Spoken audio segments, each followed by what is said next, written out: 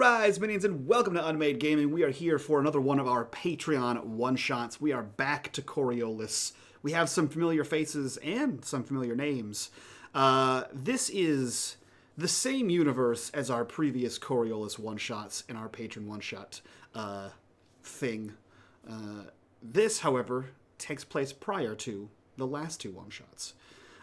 We seem to have mixed and matched our crews together, and we'll see how that goes. We'll see what happens here. But, as always, if you guys like what we do here, you want to support the channel, and you want a chance to be a part of this, join us over on Patreon. Link for that down below. In the meantime, join us on our Discord. Link down below as well, and be a part of the community and a part of the conversation. And as always, in the bottom right-hand corner, you will see the corruption bar that one of the very players playing right now just smashed through. And what that bar means is every time that bar gets filled, I get to do what the hell I want to these wonderfully awful players. And we get more money to do fun stuff, like buy dope art and do dope stuff with, like, t-shirt designs. Like, perhaps maybe there's a Void one coming out soon. Who knows? Not me, that's for sure. That being said, I turn things over to me, who's pretty okay. Hold on. All right, let's do this. The ground shuttle rattles and vibrates underneath you as it blunders through the forested terrain. All around you are familiar faces, fellow mercenaries, and a well-suited individual typing away on a tabula. The suited man speaks. Turning the tabula to face you, the video plays of a shadowed man sitting against a wall of screens with a planetary horizon behind him. Voice garbled. Greetings. Your crew has been selected for a task of the utmost importance, and we appreciate your candor and discretion in this matter. An anomaly was detected at the heart of the Terenganu Valley. Your task is to investigate the anomaly and report back any findings. End of message. And the screen kind of goes black, and you see this man put the tablet back down on his lap and sort of fold his hands and just looks towards the back of the crawler that you all kind of rumble around in. As you look around, you recognize all of the faces around you. Anissa, Saeed, Maruf, Raid. You have all worked together in some capacity before. Whether you recall it exactly or not, you have all worked for the same mercenary company for some time now. The crawler kind of moves through the uneven terrain of the forest around you. As it drives, what are the four of you doing?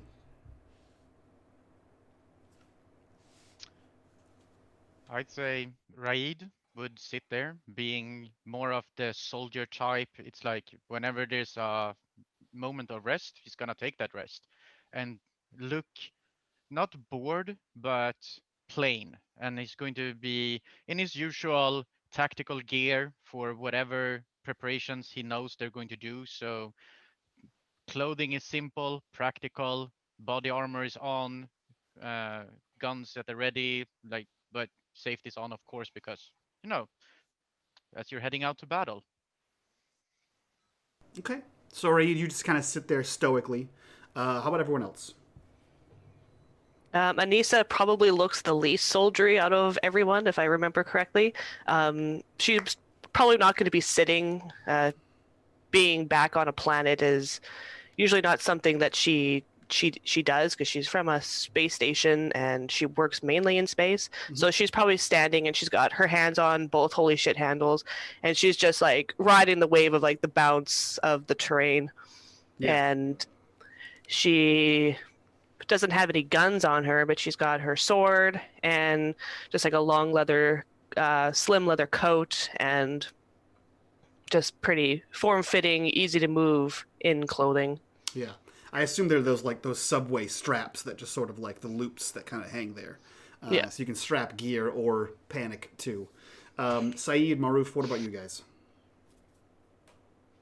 Maruf is definitely checking everyone out to see, one, who's probably toughest in a fight, and two, who he can make fun of the most without getting hit. Because this isn't his first rodeo, and yeah, he's got to entertain himself somehow. That's fair. That's fair. And Saeed? Saeed would be going over his weapon, making sure everything's in place, everything's working as it should, and just prepping himself for what's to come. Okay. So as you guys kind of look over your gear, look over your companions, slightly panic, and adjust your uniforms, the vehicle finally comes, and it comes to that like lurching stop, kind of causing Anissa especially, who's hanging out above, to kind of lurch to the side, right? And as soon as the vehicle hits that forward lurch and sort of rocks back on its tires, you see this suited man scoop up his tabula and begin to immediately push past, like, all of you towards the hatch loader in the back of this crawler as he begins to attempt to make his way out, to be the first person out on the ground. So he forces his way to the back of the thing, hits the button, you see it, the pistons, the pneumatic pistons sort of lower down the gangplank, and he walks out. You see, as soon as it lowers down, bright shining sun sort of spills into this canister, for lack of a better word, kind of bleeding into the clear white halogen bulb that was above you guys, kind of bathing you in that sickening neon light. He steps out. You see him. Okay, then. And he looks at the tabula and then starts hitting a few buttons and then begins to walk off. You four are left alone. At least we don't have to worry about landmines. Anissa's just gonna straighten her coat and then follow the guy out. Raid's gonna go after Anissa, feeling that she seems to be knowing what she's doing, and he doesn't want to be the first guy out if he doesn't have to be. That's fair. Saeed's gonna look to Maroof. The more ahead of me, the better. Beauty before age. After you. He shakes his head and follows behind. Maroof, is there anything you want to do as the last man out, or are you just heading out as well? Just make sure that he shuts the door on the way out. Yeah, there's a small panel on the outside that has those two buttons, and it kind of goes back up. Now that the four of you are outside, you see probably a good 15, maybe 20 feet away is this suited gentleman. You know him as a name that I wrote down. You know him as Anwar. Anwar is... What's the word for Anwar? Anwar is a scientist, as far as you're aware. And he works for, much like the rest of you, Eclipse. Eclipse is a scientific research company. There were a lot of question marks in all of those words, and it's it's one of those things where they pay well, and you don't really need to question it. But you see, Anwar is out talking to a young woman. She must be in her like early 30s. Hair kind of tied back in this messy bun. She wears like dirty clothes, but thick, like a Carhartt or like a mechanic's kind of garb, right? Something that's like sturdy for outside working. That's not going to tear. And as you kind of adjust to the sunlight, you see that sprawled out behind her is what looks to be like a small village at first glance. There's several tiny huts, but what you actually see is that you seem to be at some kind of decently sized, probably like maybe a half a mile wide by a quarter mile long excavation site of some kind of ruins. You kind of like look out around you and you can see that you're on a raised platform. The forest is kind of below you. The tops of trees are kind of reaching up to the platform where you are, the crawler having climbed up this relatively steep embankment here. But you see this contrasting vision of this dirty woman and this, well-suited, clean gentleman typing on his tabula, who looks over to you and says, "Well," and sort of motions you to come on over. Raid is immediately gonna look to Anissa and be like, "I liked what you did in the last mission, so Hey, why don't you take point on this one, boss? That's how it's gonna be, huh, Raid?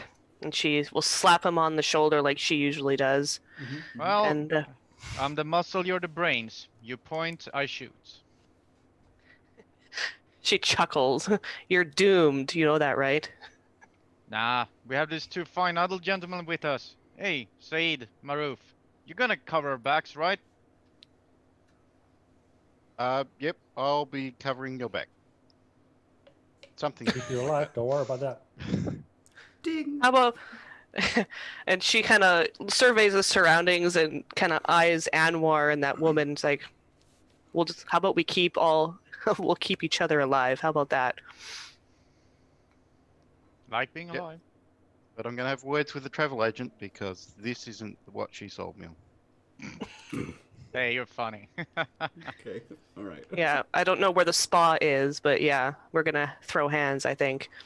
And then she'll turn and walk towards wherever Anwar is gesturing. There's actually a geothermal hot spring nearby, so it's, Oh, no, perfect. It's not true. Hope everyone brought their bathing suits. Right? It's actually just as the hot springs episode. Nothing bad happens, and you all have a good time. No, that's a lie. You head forward towards where Anwar is kind of beckoning you forward, and really without waiting for the entire group to collect, as soon as the first person kind of gets within range, which sounds like it's Anissa, he looks immediately like to you and then back to the woman he's talking to. He says, "This is Professor Ihana Doprana. She is the lead." Definitely a word with a question mark towards her. The lead scientist at the site, and you see Professor Ihana kind of look back and say, "I think, I think that kind of makes me the lead now. I guess if that's what you're saying." He says, "Well, we are here, as you're aware. There's an anomaly detected here on one of our excavation sites, and you see past him, past her, there are other." Similarly clad workers, scientists, archaeologists, you're not entirely sure what they are, that seem to be going about their business on the surface level. He says there was a incident a few weeks back in our dig site. That's where you come in. We had a breakthrough. You know what? I'm Doctor, Professor, whatever, you take over. And she says, "Oh, thank you. Yes, I'm so sorry. We actually had I'm only recently the lead here, so excuse me. We had a situation in the excavation. We thought the scans were very strange, and that, you know." And then she like delves into a lot of scientific jargon. But what it comes down to is basically she says there's actually a sub level to the ruins. We've excavated from here, the surface layer. We've gone down and we found that there's some kind of like underground. It's city is too strong of a word, but there's several buildings that are underground, and then we actually found this deeper layer to an even more ancient. We think that might be portal builder ruins that we're trying to excavate. I mean, obviously we think that both of them are portal builder, but we think that these might be even older, maybe like a precursor to the portal builder or like ancient. And then she like kind of trails off again into like scientific nerddom. And anyway, our lead scientist, well, he took a small team into the lower levels, and that was a few weeks ago. And we sent a scout team, and that was a few weeks ago. And she like looks back and forth to like Anwar and then you guys, and now I'm the lead scientist.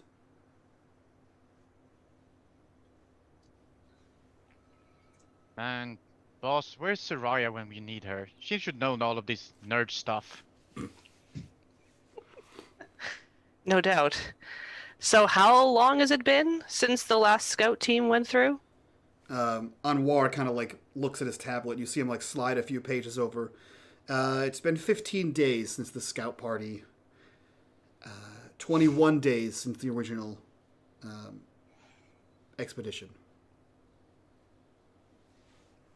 Great. Did we And pack body bags? I didn't pack anything. I assumed you guys would have whatever you needed. Yeah, she pats her obviously empty pockets. Yeah, I don't We'll have make do. any. We'll make do. Well, it's not a recovery mission, so So you don't want the bodies? we don't know if there are bodies. If there are bodies, we'll need to identify them, get a good count of them, find out what happened, what killed them, what is there a toxic gas? Is there a creature perhaps? Is there a rock fall? Did anything? Can we have their stuff? She kind of gives Maruf a glance, like, You see don't him like say. you see him. You're not supposed to rotate- say that out loud. He rotates the tablet, and you can see him like scrolling through. And if anyone's like looking at him, it's definitely like a document, like an operations order. Anything discovered is to remain property of Eclipse. So no. Raid would look at him and look from a roof, look back at him, and so now when it's just you, us, professor over there, what is the mission objective? The real mission objective here? I'm not sure I'm understanding your meaning. Get in, find out what happened to the two teams, and report back. That's it. All you want to do is to know what happened to the guys that went in. Nothing else. Yes, well, they're gone for 21 and 15 days, respectively. They didn't have enough food for those amount of days, so I would assume either they're dead or dying. I think Raid will look to the other 3 team members with that knowing look of, yeah, right. Oh, their last check cleared, so sounds like a plan to me. Agreed. Yeah. True And I mean- mercenary. How many people were there? There were, and he begins to like slide through things, and the professor speaks up. The original expedition was 7 people, and the scout party was just 3. So, I mean, that's enough food for weeks. Worst case. She totally gives Saeed a look. No, they didn't have food with them. No, they definitely did. I don't think it would have come to that. No, we only have a limited store of food here. They wouldn't have taken a month worth of food with them. That doesn't make any sense. Yeah, and she pats Anwar on the shoulder. They're all dead. Don't worry. There was no extra eating of any kind going on, I'm sure. Oh, I mean, I definitely wouldn't. wouldn't I don't. Not gonna say that I have ever think about it. The weakest link. Oh, we have rations. I've got hot sauce. That goes with everything. Makes it all palatable. Say, looks at him. Did you pack it? That's Wow, true. you're That's- prepared. Every mission. Enough for all of us? You got your space, Franks? Well, technically we won't need it for all of us. Well, I mean, there's Just 3 out of all the 4. bodies all lying around there, and you have the hot Oh sauce. yeah, plenty. Like we're talking about this as we're walking into the depression. Oh, I know. You're definitely talking about it as I'm walking into depression. I get it. No, I'm here with you. As you guys are kind of talking. Oh Jesus. The professor sort of stops you. Group. Who's in charge? Raid would instantly point to Anissa. That's the boss. Yeah, I drew the short straw this time. Great. Ma'am, we have a scout who's volunteered to bring you into the excavation perfect. team. Is that something you guys will want? Are they useful?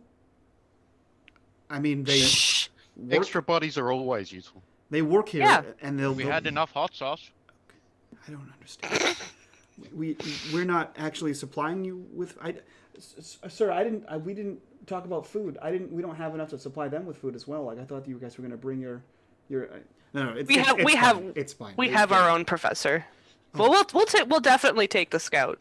Great. Okay. Oh, just give me 1 minute, and I'll get him and bring him over to you guys. And she kind of hurries off to the rest of the group, confused about food and hot sauce.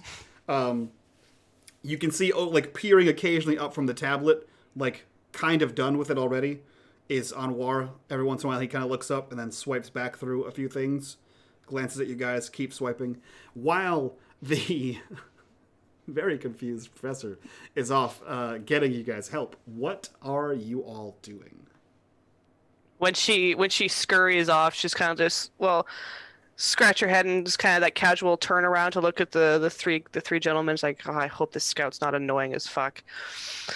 And then she'll turn face back towards Anwar and smile professionally. Raid would we could try to get the gaze of Saeed and Maruf and then pretend to sort of measure how much meat there is on Anwar. There's not a lot. He has an office job and he doesn't get a lot of exercise, so it's not good meat. He kind of like looks at you, swipes back through the tablet, and as you guys sort of smoke and joke, as they say, the professor comes back over, and the guide or the scout that she mentioned is what you'd have to. I mean, Anissa, you'd probably have to guess. I think the rest of you might be pretty sure about it. He's a local. This is a person who lives planetside. He's not a spacefarer. He has a lot more simple garb on. Likely he lives in the surrounding jungle. He's not from any of like the city you landed in, right? He kind of comes over to you, like darker of skin, has his hair kind of pulled back in a like ponytail braid that kind of goes down his back. He's dressed similarly, but like of cheaper quality to the rest of the diggers here, the archaeologists here. And you can assume he's paid help. They've hired a local to be their guide and make sure they're not like stepping on sacred ground, which they probably are. And he kind of comes over to you. And he says, "Yes, my name is Gather. I was told that I would be your scout to lead you into the ruins." Yep. Saeed would look at him. So, what's going to bite me in there? Snakes? Spiders? And he starts to look at the surrounding forest and starts tucking his armor or his trousers in to make sure nothing's going to get into his legs. Yeah, there are spiders, there are snakes, there are large, there are amphibious creatures, there are large predatory creatures around as well. There's and he kind of like looks back to the professor, who has like a very much like a I'm done with this conversation already. There's a beast that lives in the woods here, that the Sugoi people, and he like taps himself. The Sugoi people, we believe, is snatching children and youngers from the villages, but I don't think they've entered the ruins. The ruins are a dark place. We don't go there. They have been open, so there may be snakes and bugs, but I think you're probably fine. Tell us more about this dark place. And you can see that he's like looking to the professor.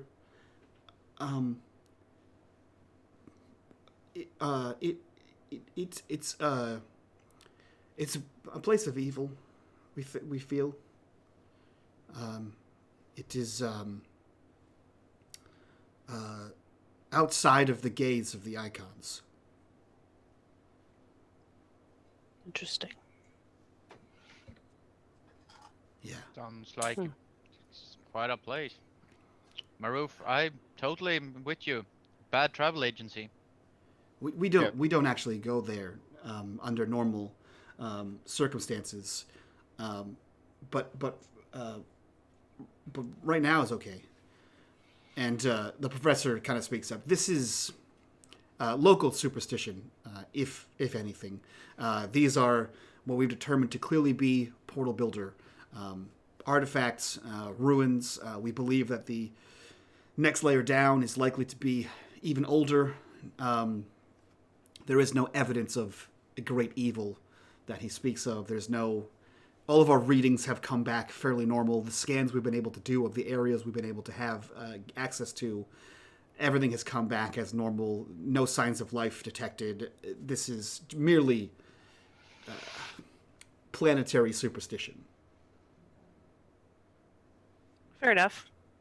And then, stories typically come from somewhere, don't they? Usually books, but, they're in short supply here. Well, and then she'll clap Gathar on the shoulder again, and then she'll kind of put her arm around him and then lead him away from the professor and Anwar. And well, shall we get going? Yes, that would be fine. I'm happy to get you in, and yes, and he starts to walk with you. Do the rest of you follow? Yep, Raid would do the the last check of his equipment. Everything's okay, but you check it once more just because you drilled to do that. Yes, always shake it one more time.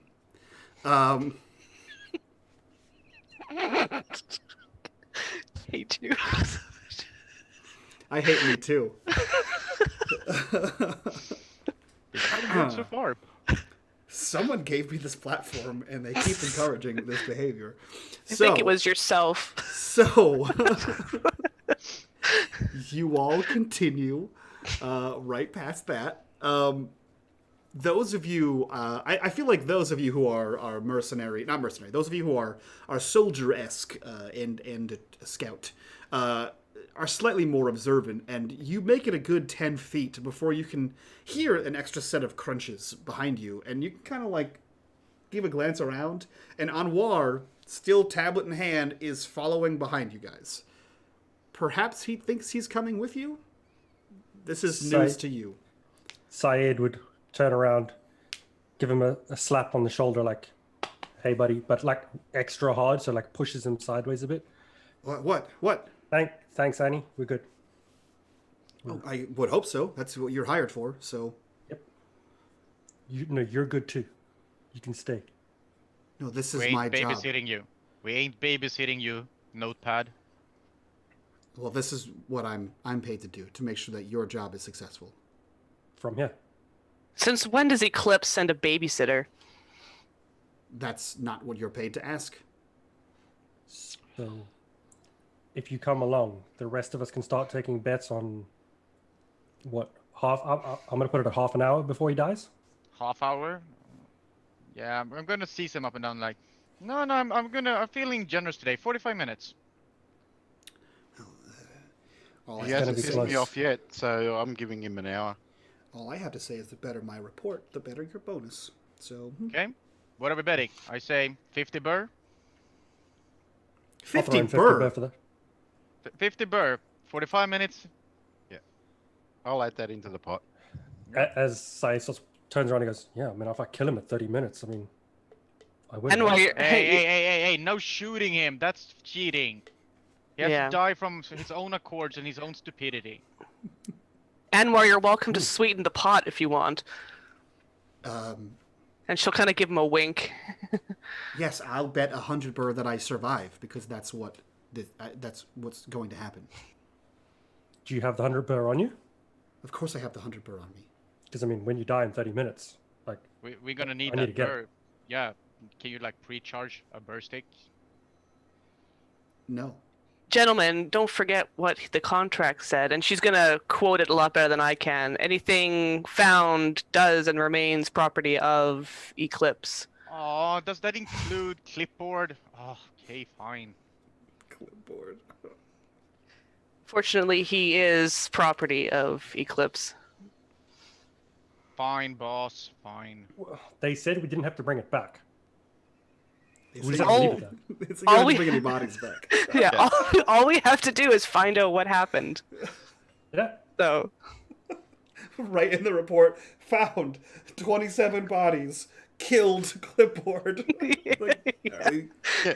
You found As out long what as he happened. writes a report down there, we can submit it when we come back. Jesus. Yeah. And then she'll lead around the guys and just give him a thumbs up. Well, clipboard, if you insist on coming with eyes up, clipboard away. This is a very expensive tab, though. It's not a clipboard. Raid is going to try to snatch it out of his hands and, like take it and then press it against his chest, like, Yeah. put the shit away. You do. He's not holding this thing very, very sturdily. You're able to like smash it against him, or like shove it against him. Oh Jesus! And she's gonna like kind of rub her temple. It's like I'm gonna regret this. But Anwar, can't you dictate your report instead of hand bombing it live? I wasn't writing a report live. God. And he starts to like unbutton his shirt, which is strange. And then you see him like slide out one of those like travel security bags you keep under your, and he like slides the tablet into it and then buttons the shirt back up. Fine, we're fine. I get it. Eyes up. So, the boss lady said that you're allowed to come with. Now, you report to Ponytail. I am in He's charge above of you. this No. mission. No. Yeah. She is. Report to Ponytail while you're in charge of this mission. I am the ranking officer on this Eclipse expedition. Okay. Well. Okay. So when he said who's in charge here, you didn't raise your hand, so you lost your chance. That's not how this works. This is a corporate environment. You're hired. So are you. You're the help. So are you. No, I'm the people that hires the help. Are you head of Eclipse? Well, no. Well, then you're hired help. Well, I'm hired help than you. Is what? Not when we go through that door. Why? Then you're a liability. Or bait. Oh, what? Hey, bait. No, it's not, no, I'm not bait. I'm not bait.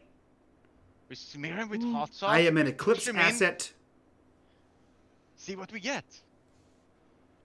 Oh, hold on. He said we can't take anything off the bodies that are in there.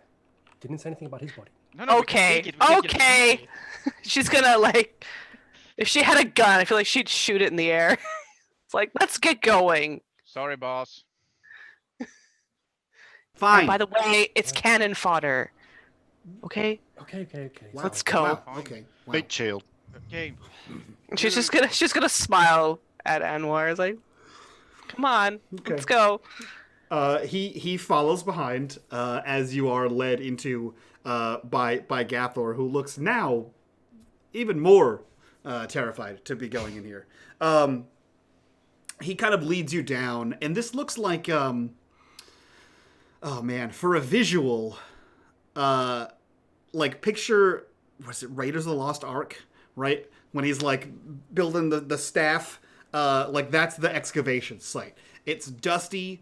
You can see actually someone, whoever thinks they might know. Feel free to roll me a science.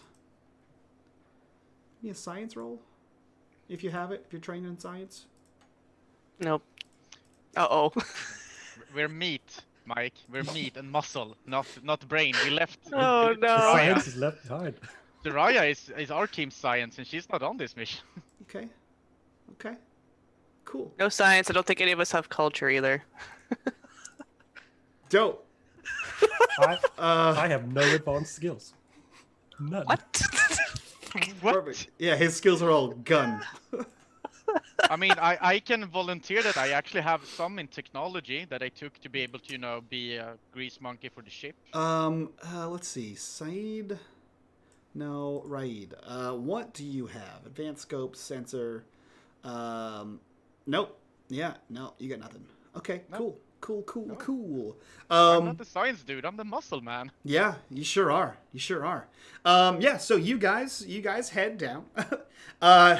This is like a the stone here is dusty. It's like it breaks apart. Like as you're crunching along, like you can feel the ground sort of like crack underneath you. Not like a severe cracking, but like every step you take produces like dust around you. And the surrounding area and people are all the more dusty for it. You are led to the central location of these ruins, which you can see kind of go down like a good 10 feet, which are like they're the shapes of buildings, they go down 10 feet. It's like if you're looking at like the Colosseum, where you can see like underneath where the floor of the Colosseum was, there's all these like pillars and stuff.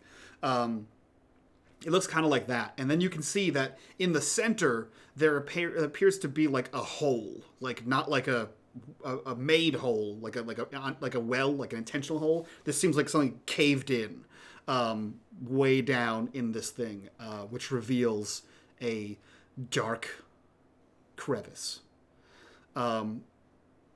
That's where Gather kind of leads you towards. He says, "This is the first part we found. They found.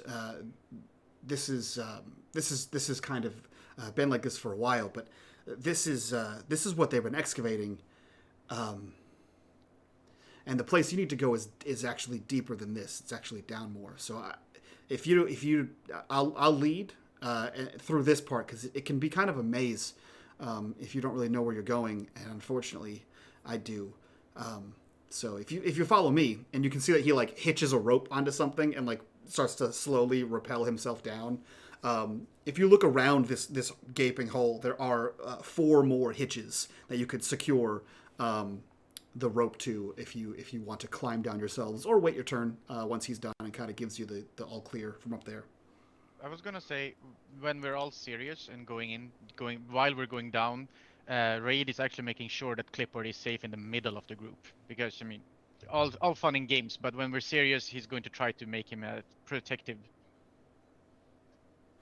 Syed would go right behind Gather. Yep. Ponytail. Yep. He would go right down as quickly as he can with him. And when he gets to the bottom, as everyone else is descending, he would turn to him and say, "Now we're away from them. The digging people, whatever they are. As we walk, you can tell us all about your superstitions, as they call them. Always good to know the local stories." Okay. Do you say this when everyone else gets down there, or do you say that before everyone else? As people are descending, he's not Yeah. saying it quietly. Okay. He's basically away from the clipboard lady. I can't remember her name. The doctor? Professor. Yeah. Away from Professor her. 'Cause she was- Professor Iman. Yeah. Yeah. So you kind of give him this reassuring kind of like, hey, we want to hear your story, right? He like glances to Anwar, kind of knowing that they're of the same kind of breed, and he says, okay, yeah. And he begins to lead you guys through, like, he wasn't kidding. This is a labyrinth. And you can see that it expands much bigger than whatever was upstairs, into like a sprawling like village down here. There's like lots of buildings. Like not a village, right? It seems too advanced. Like there's stonework buildings that stretch on for quite a bit. You would imagine it takes up at least the entirety of this raised platform that you guys are on, this like plateau almost. And that it kind of does like different levels that dip and descend down even further. This was a pretty sizable underground, whatever the hell it is, right? And he's definitely pointedly heading towards a direction. And he kind of starts to go off on exactly what you asked him for. He says, yes, we believe that this is an area that is outside the gaze of the icons. The icons turn a blind eye to this space. I'm not sure why. We avoid it. It's like there's a bad feeling here. I don't know if you can feel it. Perhaps it's because you're off-worlders, but we don't come here. The children feel strange when they come near here. The adults as well. We've heard sounds and we believe. And he like looks back towards the affectionately nicknamed clipboard, and he kind of like leans in, especially towards you, Saeed. He says, "We think this is the dwelling of a jinn, deep underground. They think that's why it has this aura, this feeling of unease, and and we think that's why this place is different. That's why I think you'll be fine with any animals. I don't think any will come in here. They can sense it too. Saeed, when he leans in, would look to him and you can see we're not like them. And he points to clipboard. For us, we would rather know, even if it's superstition, as they call it. Preparation is key. If there is a djinn, I would rather know there's a potential. And if old Annie over there makes you feel uneasy, I'd rather you just speak up. And I mean, we can leave him behind. He might get lost. He might get shot. I mean, things happen. All kinds of But accidents be happen honest. in ruins. He kind of has like a wry smile, like a timid, like, okay. And intelligence is always appreciated. Intelligence is what makes jobs boring, and a boring job is a good job. Exactly. There's a reason we come back alive. Well, that's yet to be determined. Normally. Well, this is a this is a prequel, prequel. and we're alive afterwards, so... Well, we're not so sure about the second one. He says, "That's really all. That's really all we know. This is just what we believe in the village, and we just avoid this place. I don't know that." And he kind of like looks down at your gun. I don't know that will help you. But I don't know that it won't. Rather have it, I don't have to use it. Mm-hmm. So That's our experience. Fair. how Well, fast their experience, at least. how fast can you run? Pretty You know, fast. I mean, faster than him? And he points to Anwar. Saeed! I mean, judging by the shoes, probably. We're You're out of fine. here. We're safe. We're safe. Don't worry. Okay. Gotcha. Okay. Well, I appreciate that. This way. Yeah, Eclipse hires us for a reason, so If this only isn't you- the first time. If only you guys know what that reason was. In the meantime, I would like all four of you to roll me an observation.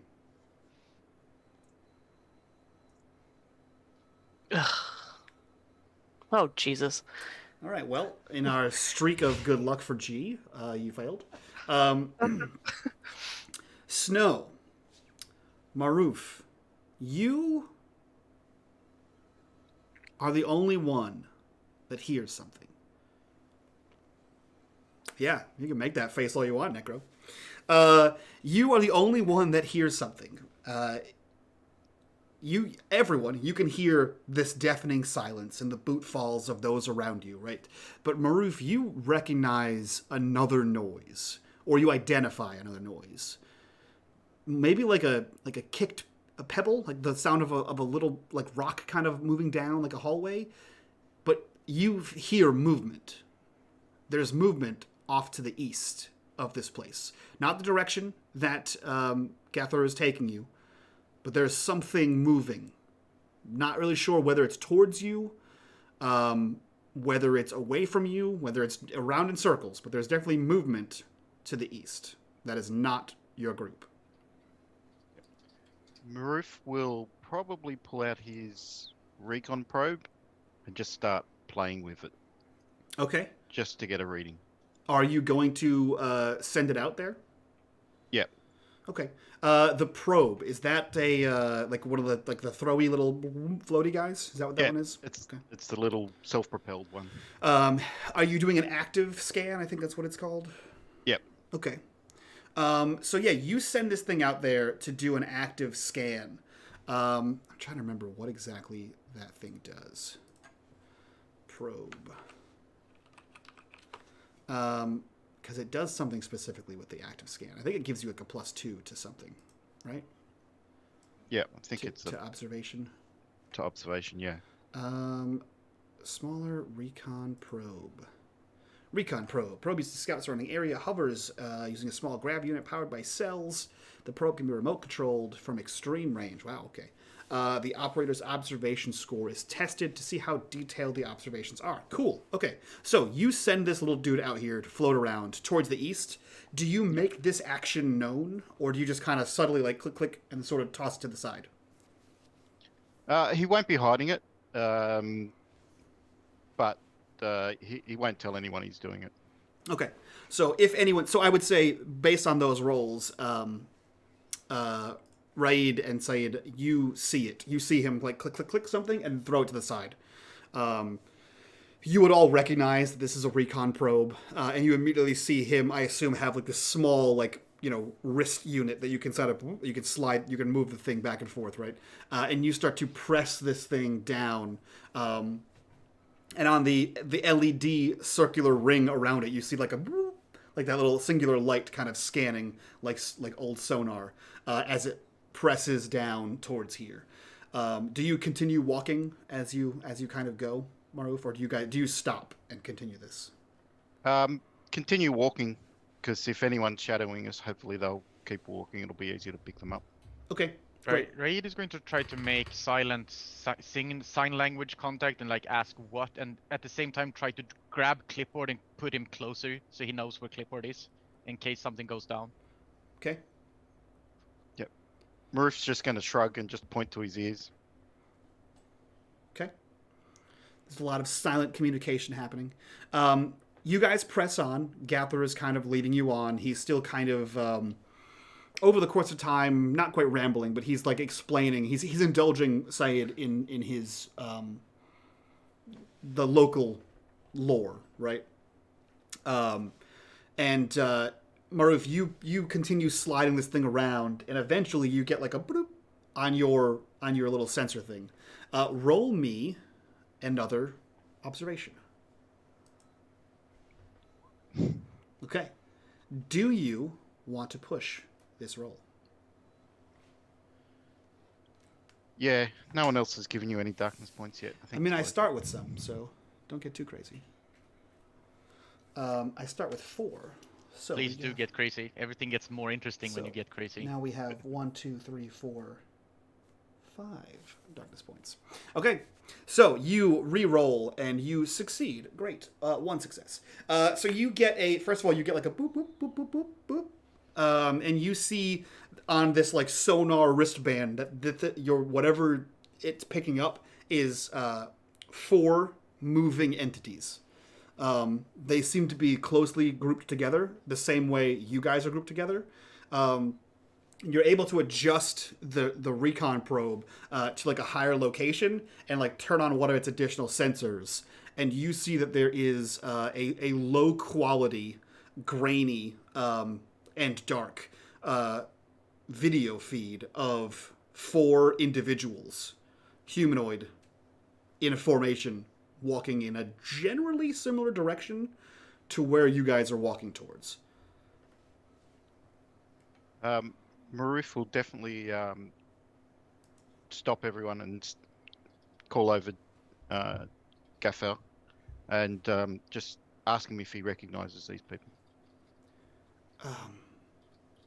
No, sir. Those are not any of our. They're not any of the people that work above. I've never seen them before. So we all see this? Yeah, if he makes it audible, you guys can all see the thing. Okay. I totally forgot what my question was going to be. Perfect. Damn it. Do they look like the I'll people check who went with- before? No. Check with Annie. There's no other crews down here? No, you guys are the only Eclipse personnel that were sent down here.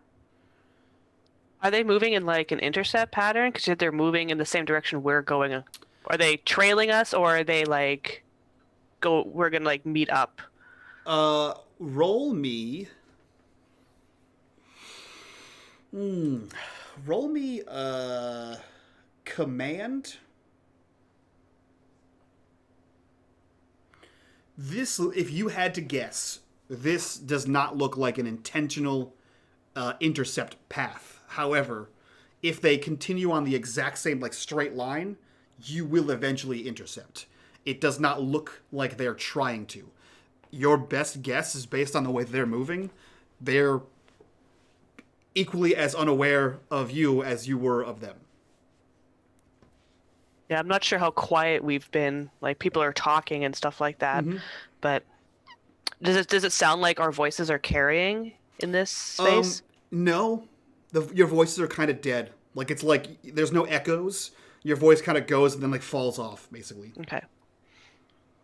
So Raid I'll is say going- it's possible they don't know. Based on how they're moving, it's possible they don't know we're here. So Raid is going to keep a very low voice. What do you want to do, boss? Intercept? Avoid? Well, let's not kill anyone yet if we don't have to. I should kind of give Anwar a grin. And but how far away are they? That was my question before. It's hard to tell from where you are. Actually, Maruf, let's see. Yeah, I'll say why not. They are within long range. So I think long range is like within 100 meters. I think I forget the Okay. hell the ranges are. 100 meters isn't that far, you know that. That is like pretty close. No, Eh, I don't know A what football meters field? are. I don't use a football field. Yeah, That's- that's decently far. A football field? that's pretty far. Marif will look down at his watch and look up at Saeed and go, 30 minutes. Yeah, I think we should Wow. go and negotiate with them. Anwar, come. Yeah, I didn't mean kill them, boss. I just said intercept. How about Anwar. okay? We're gonna stay on our present course. Keep an eye on them. If they change course at all, Maruf, let us know. And then when they come into visual range, because like there's buildings and all, and like so we can't actually see them, right? When it looks like they're gonna come into visual range, then we hunker down and see if they pass us. And send Anwar out. Nah, I'm gonna grab Anwar and be like, yeah, I can't have you dying. And then he's gonna make a point of looking at his watch and then looking back. And I'm assuming he hasn't been saying much, No, he's been quiet because you guys took his iPad away. right? He's been relatively quiet, you know. Now that you guys have stopped and he's seeing this, you see him begin to like unbutton his shirt again No, and like no adjust. clip on- no. Listen, I regardless of what you said, I'm in charge. And he pulls out the clipboard, and you can see him swiping through things, like looking. You can see him like scrolling through documents, looking for any information. He says, "Okay, listen, shut up." And he like looks directly at you, Raid.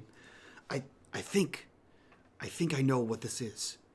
I think they're like a rival. They're rival you. You're not the only. What? We're not the only company that is interested in this. Oh, great. Something that should have been brought to our attention yesterday, Anwar. You weren't even. Why would I bring this to your attention? Because this is a bonus. It Remember wasn't what deemed a Said bonus. said like 5 minutes ago about we want all the information? That No, I applies to wasn't. you as well. I wasn't listening. You were talking about folklore and Hokum. Listen, we had no intelligence that they were here. We just know Right. we have a rival company. Like every company knows that. You can look it up in the bulletin. Can I change my bet to 20 minutes before he dies? Bet's already taken. All right. It kind of works in our favor. They don't know we're here yet, hopefully, if we can keep our voices down. Yeah, I would keep your voices down. And she pokes him, you too. Stop telling. Can you tales. keep this corporate bullshit to a minimum, please? I'm just trying to help you. Yeah, so far you're doing a really good job. You're welcome. And she's gonna gesture to where they're moving, and she's gonna grab Maruf's arm and look at the screen to see if their movements have altered course at all. Nope, they seem to be tracking in the same direction they were previously. In theory, hopefully, they move ahead of us, and if there's any traps or any weird shit going on down there, they're gonna trigger it first. I can go with that thought. Yeah, I can roll with that. And she'll look at Gathar as like, is that reasonable to assume? I mean, it would be if there were traps. Okay, one question specifically about this place. How far have people from your expedition been down here? Like, has this area been explored, or as soon as was that first expedition team the first one to actually go down into that hole we came down? Oh no, the expedition team went into the next hole. Okay. This has been I don't know how much, it's not my job to know. I don't know how much this has been explored. Okay. So we're not the first people. We're not the we're not the third group of people to be down here No. in this area. No, you'll be the third group in the next area where everyone went missing. Okay. Yeah. That we can deal with when it comes to. I hope so. But nobody has explored the next area, correct? That is uncharted territory. No one's come back. Yeah, like you haven't been there and come back, so nobody has come back ever. It's like completely blank, no maps. Yes, nobody has come back. Right. That's why you guys are. I think that's why you guys are going in. Just don't want to be surprised. Okay. Where At least we does know it. Blank map. where does your task end? At that entrance? I mean, you don't know any further than that, do you? No. And I would really like to keep it that way. Fine by me. Okay. I mean, if we only have to babysit Clipboard, that's one less person to keep alive. Well, Clipboard reports to Gatha, so I mean, he can stay with Gatha. I'm fully capable, That and I is don't true. report to Gatha. That is very true. He's the lowest. He's the lowest hired help. Seems He's higher gonna- than, She's hey, it's gonna. faster than you, so it's higher up in my book. Is Anwar armed at all? Roll me observation. Oh Jesus, it's one of those. Nope. Not as far Damn as you it. can tell. Okay.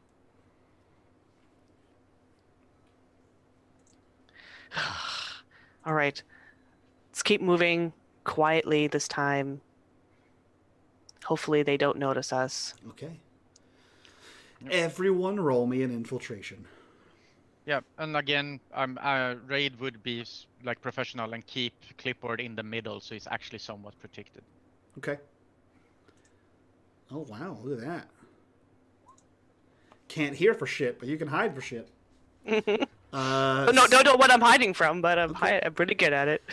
So what I will say is, you guys are tracking along relatively quietly, and as Maroof is about to like bump or kick or do something, maybe looking down at your arm panel, Anissa is able to grab you and like stop you from making whatever clatter noise you were about to make, and so you are all, in general, successful at infiltrating. The path kind of continues on. You're led in a relatively similar, a relatively straight line. Maroof, you're still tracking along as far as you can with this probe, as discreetly as possible.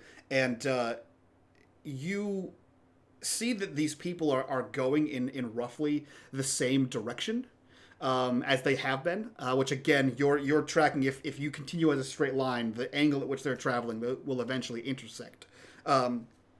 But you see the group on your armband stop.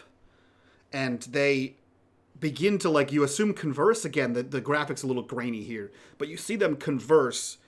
And then you see them turn around. And then you see me spend a darkness point and a bright flash of light as you guys hear, pop, pop, pop, pop, pop, as a ring of bullets fly out. And your drone disconnects. Shit. That was my favorite drone. He takes out another one, throws it up. It's like when the shots ring out, like we'll all stop and like, crouch down. Yeah, I would take Clipboard and pull him in by his collar so he comes down with us. Yeah, he comes down, still holding his tablet this time. He didn't put it back away. Yeah, you guys Well- kind of all hunker down, like behind like a low wall or like a retaining wall of a building or something like that, and you guys kind of wait it out. Are you doing anything while you are dropped down to this position? Maroof, can you maybe have your drone come from behind them? So they don't know what direction, because they know someone's here, but hopefully they don't know where we are. So if the drone comes from behind them, they might think they're being followed from that direction. Yeah, I'm guessing I have a second drone to send out, so Are you? I'll send Do it you out have one? and Did you buy a second drone? no. And you don't have one. Oh, but the GM said, "Oh, you just grab another one and throw it up there." Yeah, so. the GM was making a. That's canon. The as far as GM, I'm it's concerned. the GM also said shake it additional time. So I think- don't listen to everything he says.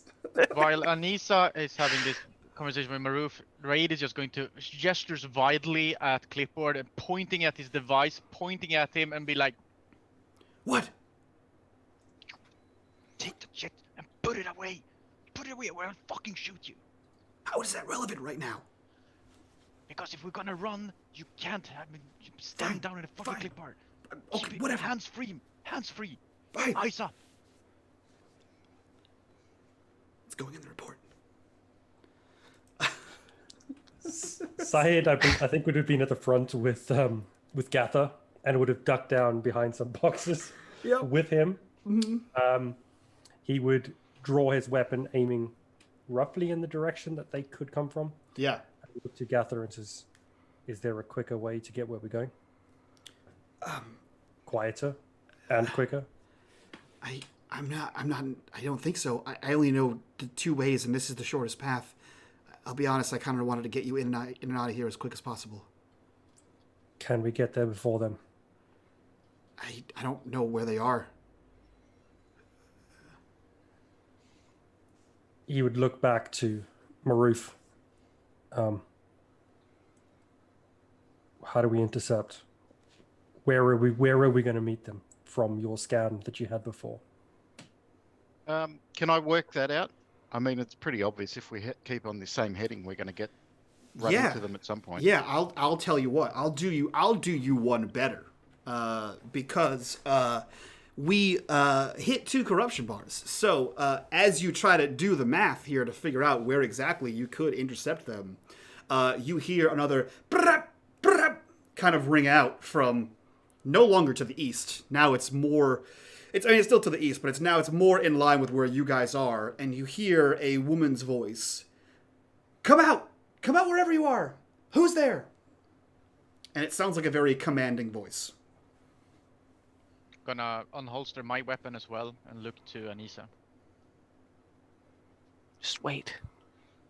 If I peek out, can I see her? You do. You see a woman who is dressed in a similarly decked out garb as your 3 mercenary companions. She has a fully loaded kit in a combat stance, and she is standing there holding a carbine rifle on her hip, and it's just her. But you know there were at least 3 other people that were coming up on Maroof's reading. I mean, corporate negotiations would be Anwar's skill set, so shouldn't we send him out? Don't know. Has it been 45 minutes yet? It's about 30. Go, Anwar. Anwar. Fine. She'll look at him. Okay, Anwar, stall for 15 minutes, then die. I'm not going to die. That's not the. Okay, I'll then go out there and fucking- leave you here. You can try. Jesus. Okay. Wow. Boss, for real, Cold. what do you want to do? Send Cold. out Clipboard, or we're gonna stay here? And he keeps his low, like really low voice. It's like just Yeah. above whispering. I'm assuming we're all crouched in like a small little circle, just whispering to each other. Anwar, what other groups would be interested in what could possibly be here, other than Eclipse? Just the Acer bands. Have I heard of the Acerbands? Roll me a culture. Oh wait, you don't have Oh culture. shit! Roll me a science. You have science? You got nothing? Okay. I have let's see. Metacourage. Nope, that's not going to Okay. help you. What would help you here? No, I think you just don't know. Okay. I mean, you might have heard of the name, right? Like the name doesn't sound like it's like, oh, I've never heard of that before. It's just not. It's not something. Let's see. What else could you roll? Do you have what would be religion? I think it still would be culture. Roll me just like a flat wits. Okay. It's pretty good. You got a success. They are. This is a fucking terrible reference point, and I'm sorry to the internet. They're the space Gestapo. They are, as far as you know, you've only heard them in whispers and they are the Zenithian hegemony's secret police. So like, the government's secret police. Interesting. So less rival company, more space government. What the hell do the Acerbands want here? Because if they're Zenithian, they're more into this whole science shtick and less about the superstition. So what are they here to police exactly? Well, it's a portability relic. This is a ruin. Okay. So they just want to make sure that the technology stays in the right hands. Well, I mean, the hegemony's hands. Right and wrong don't really come Right. into play. Well, right hands being your hands or their hands. Well, Yeah, I really don't know what I should do with this guy. Do you feel like negotiating? I mean, that's not my skill set. I guess I can try. Or do we just, I'll put it to the group. Do we want to negotiate, or do we just want to negotiate with extreme prejudice? I don't know. Given boss. who they are, I don't think they're going to want to negotiate with us. I don't think so either, boss. I think they want to. If we're gonna negotiate, it's someone in command. I mean, I got your back, boss, but I ain't gonna get out there to negotiate with no one, especially not one who starts negotiation with firing. Question for you, Mike. Yes. So we've come along a path. Is there a way behind them from where we are? She's come out, right? We can see her. Yep. So from where she stepped out of, is there a path behind us to them that either we could take or they could take? I will say this. I will say that you could find one, but I will say that you as a soldier would know that there are at least 3 other people that you don't know where they are. So you have no idea if they're already watching you or not. Yeah, my concern is that they're going to flank us. Saeed would turn back. We need to do something quick before they get behind us. They may know where we are. She doesn't seem to, but a decision needs to be made. And if we send him out, we need to be prepared that they will then 100% know where we are. Mike, question. Yes, Can I yes. use my advanced scope to scope like flanks and behind us, like from 3 to 9 o'clock? Yeah, if you want to like get in a position, kind of lock and load and watch behind you, you absolutely can. Yeah, I'm gonna do that to see if I can see anyone trying to sneak up in our flanks or in our 6. I will give you an additional bonus dice to avoid flanking attacks. Or Let's to see, detect. what did that scope actually do? Advanced scope. It should give you a +1. Yeah, +1, and you give me an additional +1, you Yep, said? on top of that. Okay. So 2 +1s and then observation, I guess. Yep. That's the one. Nice. 1 success. Okay. Yeah. So you kind of pop up and you're scanning the back of this back lane, and you don't see anyone moving up on you. And if you do, I will let you know. Okay. I You'll be will notified. very low key let the rest of the group, especially the 2 other soldiers, know by very silent, like, yep, there's like 3 to 6. It's cleared. There's no one there. Okay, so we could move up on that side. She asks. We're not flanked. We don't have anyone on our 6. We could always move that way if you want to, boss. Say we all move to one side, create a diversion on the other. And she's gonna kind of glance up and look to see if there's any kind of loose rock or any kind of debris, something bigger that makes a lot like longer sound or louder sound than just like a pebble moving. And she's gonna use her mystic powers to knock it over.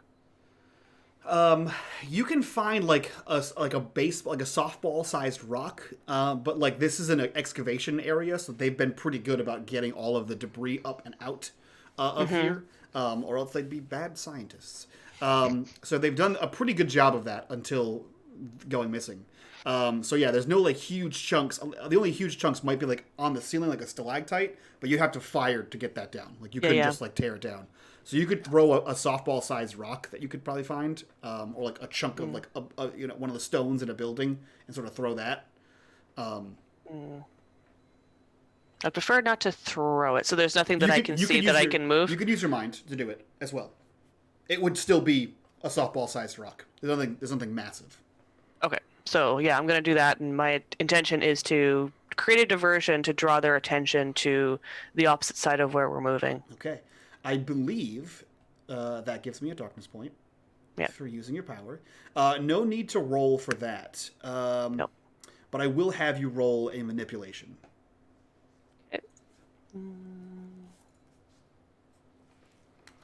One success. Okay. So you throw this thing. Do you guys move first, or do you throw it and then move? Like, what's your order of operations here? Assuming more or less simultaneously, just so we can. Yeah. So you kind of give the signal to go to the left, you throw to the right, do the, Kansas City shuffle. And as soon as you hear the clatter, clatter, clatter, you, who I assume is still keeping eyes on whoever this woman is, you see her still standing, rifle on a hip, hand on the receiver, and you hear "Brrrr" from another direction. As if one of the other 3 fired on whatever that noise was. And she continues standing right where she was.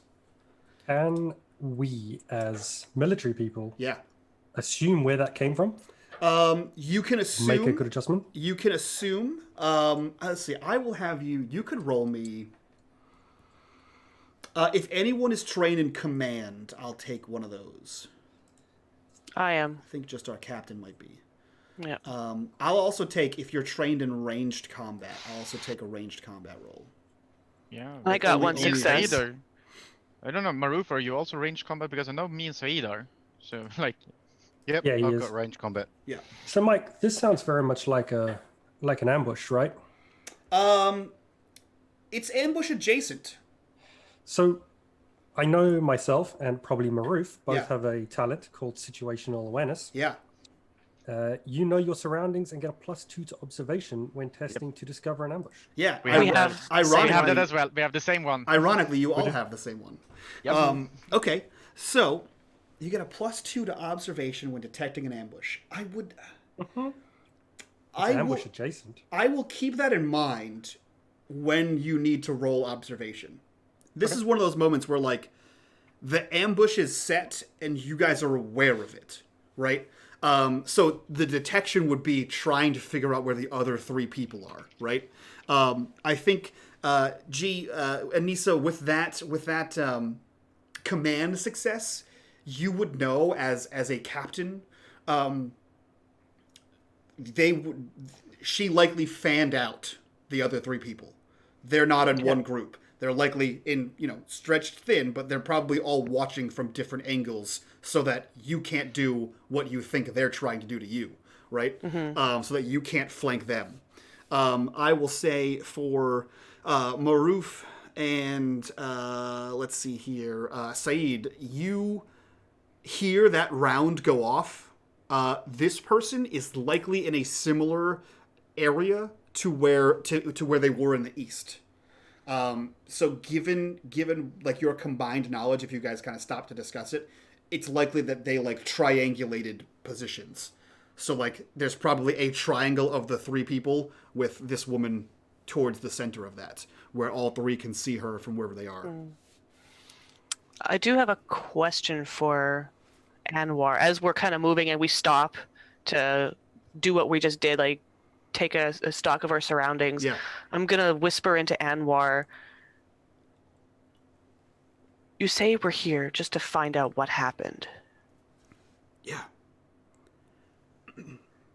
Are you fucking with us? Is there more to this? Because if those people are working for the Azerbans, then we do not have the same objective. That's they're- that's what I know. If they're here for the technology, we just need to know what happened. Or do the Azerbans, do they try to keep us from finding that information out? Both, I guess. If there's a portal builder relic down here, or any kind of portal builder technology, if that's the technology that wiped out, and he like glances over at Gasser for a second, that wiped out the other two expeditions, they'd want that. And they wouldn't want us knowing what it was. They wouldn't want anyone knowing, likely, if that's what it was.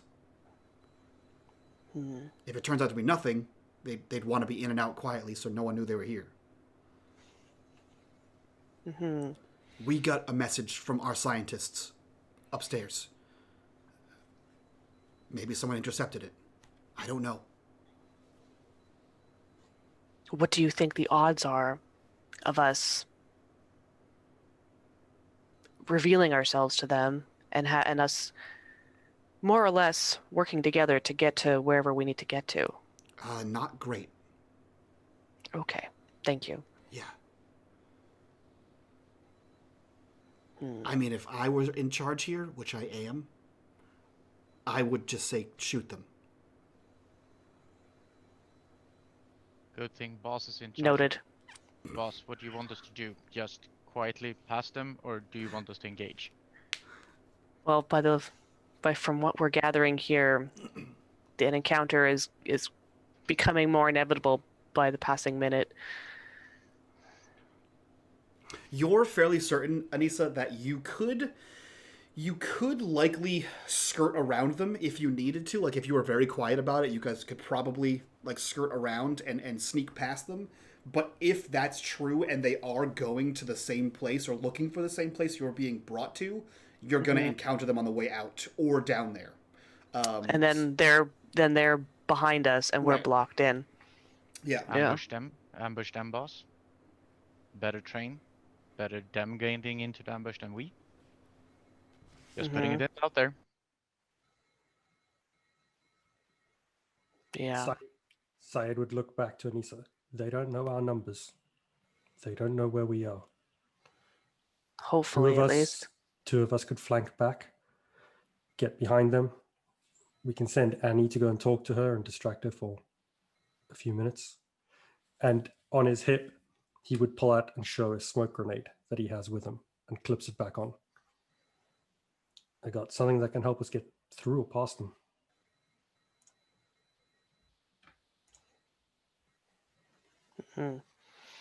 I'm happy to go back and find a route I can take. Ponytail, he can try and direct me. Yeah, I can keep in touch with him, and he shows that he has one of those communication units that has real large. So- I have 50-kilometer range on my communicator. Syed has one as well. Yep, so we can stay in touch while I he can take travels back. Maruf. So just to clarify, you three want to go and take care of her other three guys? Don't want to, boss, but if you says that's the best path of action, I'm with you. We can take two. Well, if you three go, I'll stay here and cover Anwar as he takes charge and talks to this lady. He would look to Anwar. You need to talk like you normally do a lot and keep her distracted. And if you fuck it up, I will shoot you first. You're muted. As soon as you say that, his head explodes. No, as soon as you say that, you hear from that like central like courtyard where she was. I'd like to speak whoever's in charge. Well, Clipper, Sure. you say you're in charge. Go talk to her. Oh, now I'm in charge. He would look to Maruf. Sorry, he would look to Maruf. We going? Yep. And they would sneak back to try and get a path around as Okay, whatever else happens. Raid would half follow them, but more cover their exit. Like, he's to cover the exit strategy. So they go in, and he makes sure they have a route out again. Okay. I would like all of you. So are you moving, Raid? Yeah, like, if we're over here, and they're going over there, Raid is going to go, like, in the middle, keeping a corridor clear for them so they can withdraw. Okay, cool. You know, I'd like all of you to roll me an infiltration. Okay, yeah. One success. You guys are able to. Wait. Push it. Push it. Do you want to push it? I do wanna push it. I do wanna push it. Just roll again, right? Yep. Come on. Nope. Okay. Nope. So you kind of so Saeed, Maruf, you dart out of cover. You kind of go behind the well shadowed buildings to move around into a flank position. Raid, you move forward, kind of covering their six from a distance, but still moving out of cover. And with one final worried but foe in charge glance from Anwar, you see him stand up and step out of cover, both his hands raised. Says, I'm in charge. I'm in charge. Who am I addressing here? And you see the woman, Anissa, because you're the only one that's left watching. You see her like take the rifle and like pop it off of her hip and is now holding it like at the low ready, but she's holding it. And she says, as I scroll back to my notes, you're addressing Corporal Dinrama. Who am I speaking with? And she has a very like authoritarian tone to her voice. And he says, my name is Anwar. I represent the Eclipse. And he stands still with no rifle in his hand, just one point at him. And she says, "What is your business down here? This is an excavation site that we are." We own the Eclipse owns this excavation site. We had a report of a death, and so we're here to investigate our own site here. What is your business here? And because you guys are so giving and so loving, I'm gonna spend 2 darkness points. Oh shit. We cut to Saeed and Maruf. Where are you guys going?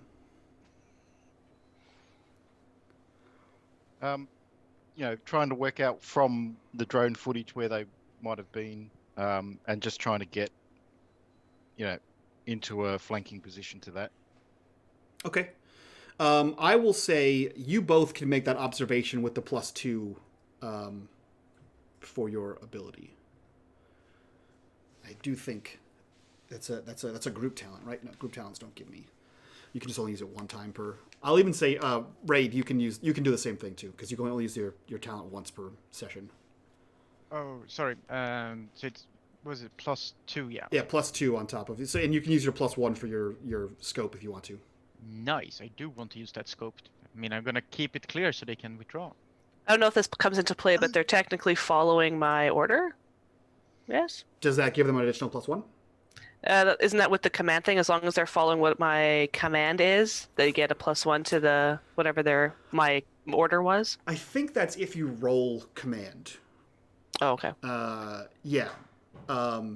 You're right. Yes, they get a bonus equal to what my successes are. Yeah. Yeah. Okay. But you didn't need to my luck actually- is turned. So, do I want to push it and give you more darkness? That's entirely up to you. I know. I think I do, because things get more interesting every time we do that. So By yeah, all I'm means. have some darkness. I'll take another point. Hello, Bring you back darkness, up to my old 5. friend. There we One go. success. And you succeed. Okay, great. So, Maruf, Saeed, you begin to move forward quickly, quietly, stealthily, and you immediately can identify. Once you make it around a corner, you can see that there is a low ceilinged building that leads up to a higher ceiling, and you can see that this person climbed up and is on the building, laying prone on the edge of the building with his rifle out, pointing towards the direction where this woman and Anwar are. You see them, and Raid, while you're watching their back, you're kind of scanning back and forth, looking for any signs of aggression. You can see across the way, probably about 10 meters from that building on the opposite side of the woman, you can see another person in the same kind of position. The third one eludes you. So what do the three of you want to do? Is there a way onto the building other than between the sniper and the lady? Is there another way up? The only way up would be the same way he climbed up, which is technically to the side of it. So basically, imagine like a building that was like this high and a building that was like this high, and he climbed up one side, climbed up the other side. So you can get to that same way from behind. It's just that's the only way to get on top of the building, unless you have like a ladder or a grappling hook, both of which would be audible. And would he You could see get me? on it. You could get on an adjacent. If you roll a very high infiltration, he won't see you. You can get on an adjacent building. And we can't see the third. You cannot see the third.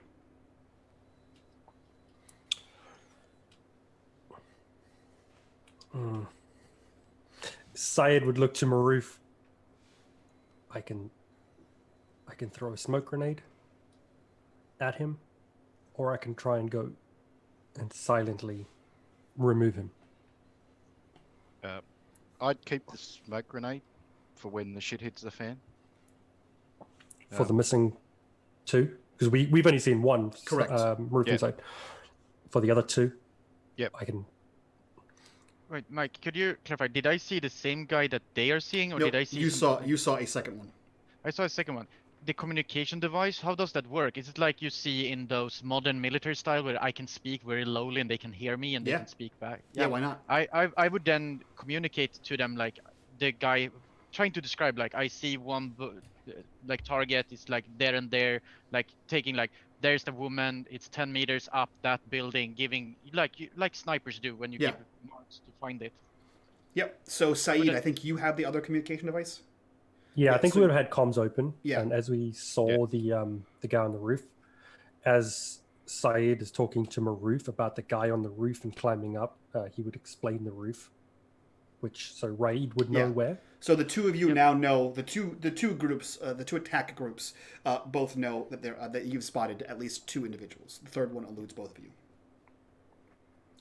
Syed would look to Maruf and I'll keep the grenade for the third. When we spot him, who's going up there to kill him, and who's gonna cover? I do cover for both of you if you want to do simultaneous takeout of the two targets. I don't know if you can see our target, and we probably can't see yours. So I'm happy to go up and I'll try say to that sneak behind. with some repositioning, Raid could get into a position where he can see both of the targets. But unless one of you would have to go to hit the other building to see that target. Yeah. All right. With that, Syed would find a position, prop up the rifle, and basically aim at the sniper and put over comms. Got the sniper in my sights. Maruf will go and try and silent takedown. Raid, watch the other. Keep an eye out for the third. Okay. Roger. Great. So then, Maruf, I will take an infiltration from you as you are trying to climb up this building silently. I assume. Fucking there it is.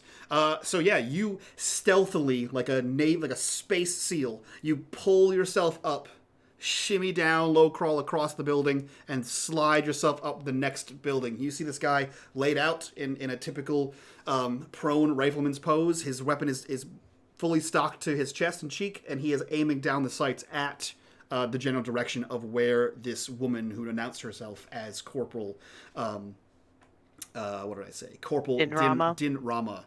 And you see that there is Anwar out there. You can hear them talking, but it's one of those like action sequences where like everything kind of mutes down as you are about to perform some kind of a silent takedown. What are you trying to do here? Maruf will just get as close as possible to him, and if possible, just put the barrel of his rifle to the back of the head of the sniper. Interesting. That is not silent. So you able to step up behind him, and then you hear it. You feel his head kind of move forward a little bit, and you see him like slowly remove the trigger hand from the weapon, and you see him place his trigger hand down, but he's still holding the. My brain just shut off. The front part of the rifle. The stock. No, the stock is the back thing. The forward receiver. The barrel? The forward receiver of the rifle. He's still holding that up with the trigger hand down flat on the ground. The longy bit. The longy bit. Yep. Technical term. The thing that you're supposed to point with before you click. I haven't been a soldier for 14 years. The longy I've never part. been a soldier. I know nothing about guns. This is amazing. I love playing a soldier, but I know nothing about weaponry. The tippy bits. So Maruf, you place the barrel of your rifle to the base of his neck. Do you say anything? No, I'll immediately grab for his rifle while keeping my rifle against the back of his head. Yeah, so you kind of crouch down, kind of pull the rifle as quietly as possible away from him, and then you just kind of stay there? Yeah. Okay. So Saeed, you see this. Not quite the takedown you were hoping for, but the rifle is removed. The threat is currently no longer there, and you're watching this through the scope of your rifle. Raid, you're watching the other guy through the scope of your rifle, and all of you hear pop as a round goes off, as those 2 darkness points that I spent earlier come into play, and you all hear ugh! And Anissa, you see Anwar crumple to the ground. Shit. Check my watch. I said I'd like to speak to whoever's in charge. Can we tell where that round came from? It came from, yes, you guys can tell that it came from the general direction of the woman. Maruf, you saw the woman fire a round directly into Anwar's chest. But he had his tablet there. Yes. Bulletproof Maybe tablet. it's still be a roll. That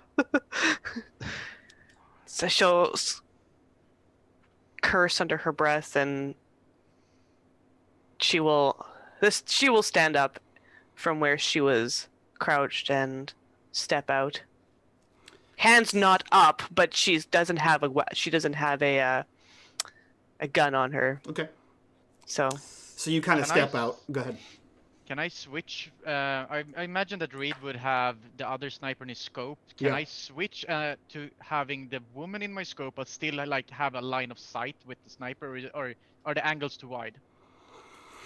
Because Raid would be much more concerned about Anissa being out of cover than anything, and like. Syed would also come over the comms and say, flanking the other one, and he would start to move to get behind the guy that Raid was watching. So he would move knowing that the original threat is neutralized. Yeah. And as Raid switches to focusing on the woman in the front to cover Anissa. I will say this. Raid would also go over comms and like switching target, having the woman in scope. Yeah. I'll say this. Saeed, roll me a infiltration.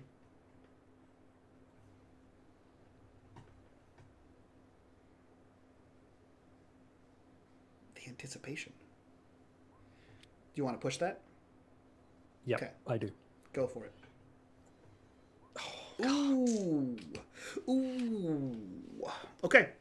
So you are, I assume there's like, a very militaristic transition where you're moving while Raid is facing the sniper. You're kind of coming around, and as soon as you say you're there, he can shift targets, right? And it happens, in maybe 60 seconds, maybe less, 30 seconds at the rate you're moving.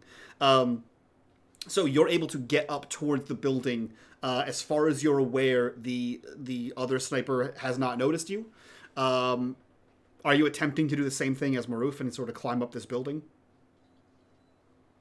Yeah, he's gonna try and climb up, but Okay. not be as diplomatic. Okay. So you begin to climb up this building. Raid, you shift targets down to this Corporal Dinrama.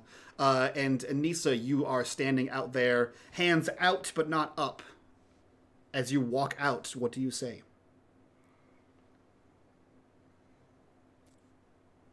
She's just gonna sit here. It's like, my name's Anissa El Hakim. And what is your actual purpose for being here? She's gonna glance down at Anwar. He was correct. We're hired by the Eclipse company, I guess. I don't know what they're. We're hired by Eclipse to locate some missing scientists who vanished about 15 days ago, and hopefully return them or find out their status. Understood. Well, this is now under the jurisdiction of the hegemony, so if you and your troops, I assume there are a few of you, can pull out, all of your scientists are expected to leave within 24 hours. Your services are no longer needed here. I don't think we can really do that, Corporal. Like, we're paid for a mission, and you just killed our mission guy, so... I'm not sure. I think you might be confused here, which is understandable, given your line of work. That wasn't a request.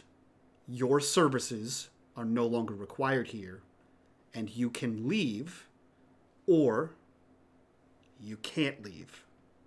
Ever. Your choice. Well, we'll leave eventually once we find our people. No. This is no longer your problem. This is the hegemony's problem. Anything found here is now property of the Zenithian hegemony, and that's that. You could file a complaint once you get back to Coriolis, and we'll be sure that it gets addressed. She's gonna chuckle. Oh, come on. I was being nice. Yeah. Well, hey, like, she'll gesture again. Do you need anyone covering your ass? No, we're fine. And you can take him with you. See? Is he We're not still all alive? Roll me Metacurge. As far as you can tell, he is out. Okay. See? We're not that bad. Yeah, I heard that you Asterbans were all assholes, but yeah, you're ahead of the curve this time. Pretty upstanding civilians. Mm-hmm. She's just gonna stand there, making no attempt to Okay. move. So we cut to Saeed, who has climbed up on top of this building as stealthily as he can possibly muster. Saeed, what are you doing? Getting to the top and hoping he's not seen? Weird that that's what your goal was. Yeah. Okay, cool. I will say this, which I think is good for you. If you read your character sheet, you get up there. Are you trying to do the same thing as Maruf is? Like, once you get up there, what's your goal? What are you doing next? He is gonna pull out his Jira knife. Yeah. Once he gets behind. Yeah. And end this gentleman. Perfect. Yeah. So you kind of like pull out the Dura knife, right? I think those are the cool ones that are like liquid metal, right? No, sadly not. They're No. expensive. Oh well. So you pull out the Dura knife. Yeah, you can only be so cool. You pull out the Dura knife and you sort of get into like a low crouch, so you can kind of like get this guy, as you said. And as you kind of get down there, as soon as you get down into like a position where he's going, you're going to like knife him in the neck. He rolls to the side, and you can see that he had the same plan. And his Dura knife was tucked under his chest, and as he kind of rolls, he goes to stab at you. So, is there something on your sheet that you'd like to employ before we start throwing dice around? Something in, like, the talents area, perhaps? Yes. Okay. What would that be? You want that darkness point, don't you, Mike? I'm just putting it out there for you that you have a free out. I have one that I forgot to use last time. I'm just saying, here it is. I'm helpful. See, GMs, we're not all bad guys. You can have that darkness points, Mike, as I use the dancer's talent, which allows me to evade an incoming attack. Okay. So I'll take that darkness point, and you can describe exactly. So he basically like waits for you to come in. So it looks like he has his rifle out, right? Like he's the dummy. You kind of get down. He rolls to the side and stabs like right for your neck. So how do you evade this attack? I think Said kind of expected it, as he made a little bit too much noise climbing up a rusty ass ladder. Yeah. And as he rolls over and jabs with his knife, he sidesteps, pushes the knife out the way, and goes in for his Make me a melee combat attack. Right, and that's with a Dura knife, which has no bonuses. 1 success. 1 success. Okay, let me see here. I don't think this guy has any armor. He does not. What's the damage on this thing? It is only 2. Okay, so you stab into this guy, not quite enough to get him down. You definitely stab into him, and now the two of you are in the throes of combat. So I believe I need to roll, because this game requires me to roll dice, which is very unfortunate. So, let's see here. D6 is... so he's going to try to stab at you with, what is that, strength plus melee combat? So he gets... It is indeed. He gets 4. So he has 2 6s coming at you. That's 2 successes on a Dura knife, which is a crit of 1. Which means he could crit on you, which those are bad. So let's see what he's going to do for a crit. Crit table. Roll low. You know, that's what you'd hope for. An 11 will do. something silly like a super low number would be great for you. What the hell page is the fucking critical success table on? I'm not telling. Oh, that's There isn't one, Mike. There sure is. They removed it in the latest edition. They sure didn't. It's now the fluffy and nice table. Everything's just fluffy and nice. It absolutely is not that table. I'm pretty sure it's 96. Yeah, do you have armor on, by the way? I do, yeah. Okay. I've removed one damage. 1 damage. Okay, good. Critical 1, injuries, so. page 96. I'm pretty sure that's what it is. Let's find out. Let's find out how close Chat I am. says 66. If you Chat is wrong. Not a 66, please. No, yeah, we definitely do not want a 66 or a Chat 65. is wrong, but I'm going to roll the D66, which is a 25. Okay. So, gross. Okay. So you go to stab him, you do, and because it's such close range, he basically takes his other hand, the non-knife hand, and like from the ground, uppercuts you in the groin. Which is, dirty move, but he did dirty. it. So you're going to take the 2 damage from the Dura knife plus 1 extra point. Let's see here.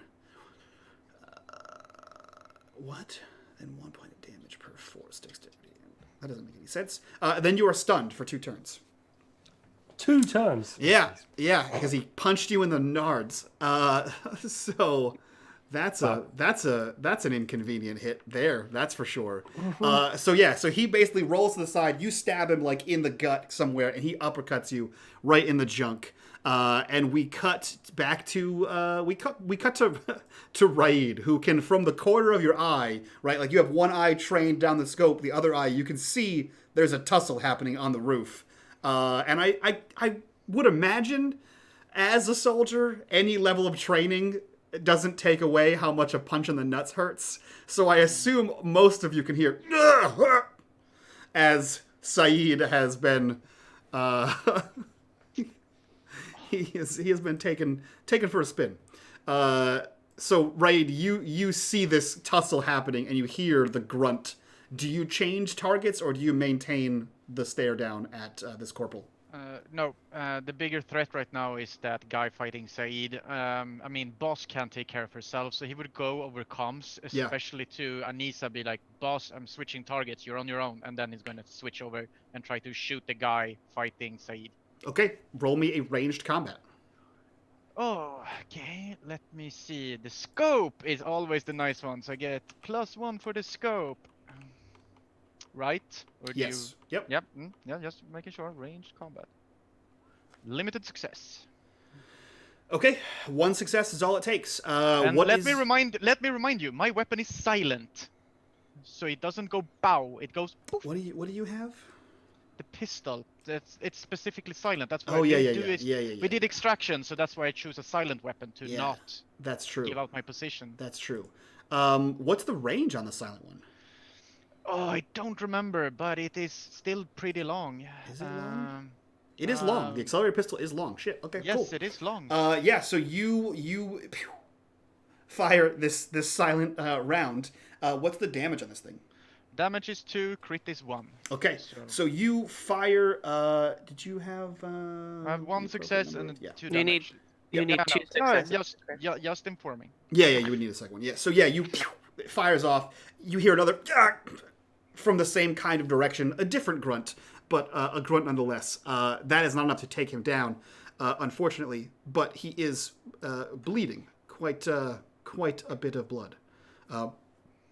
That being said, stunned for you, Necro, it means that you lose all of your remaining action points for the current turn and the next turn, meaning you just can't take an attack. Oh, shit.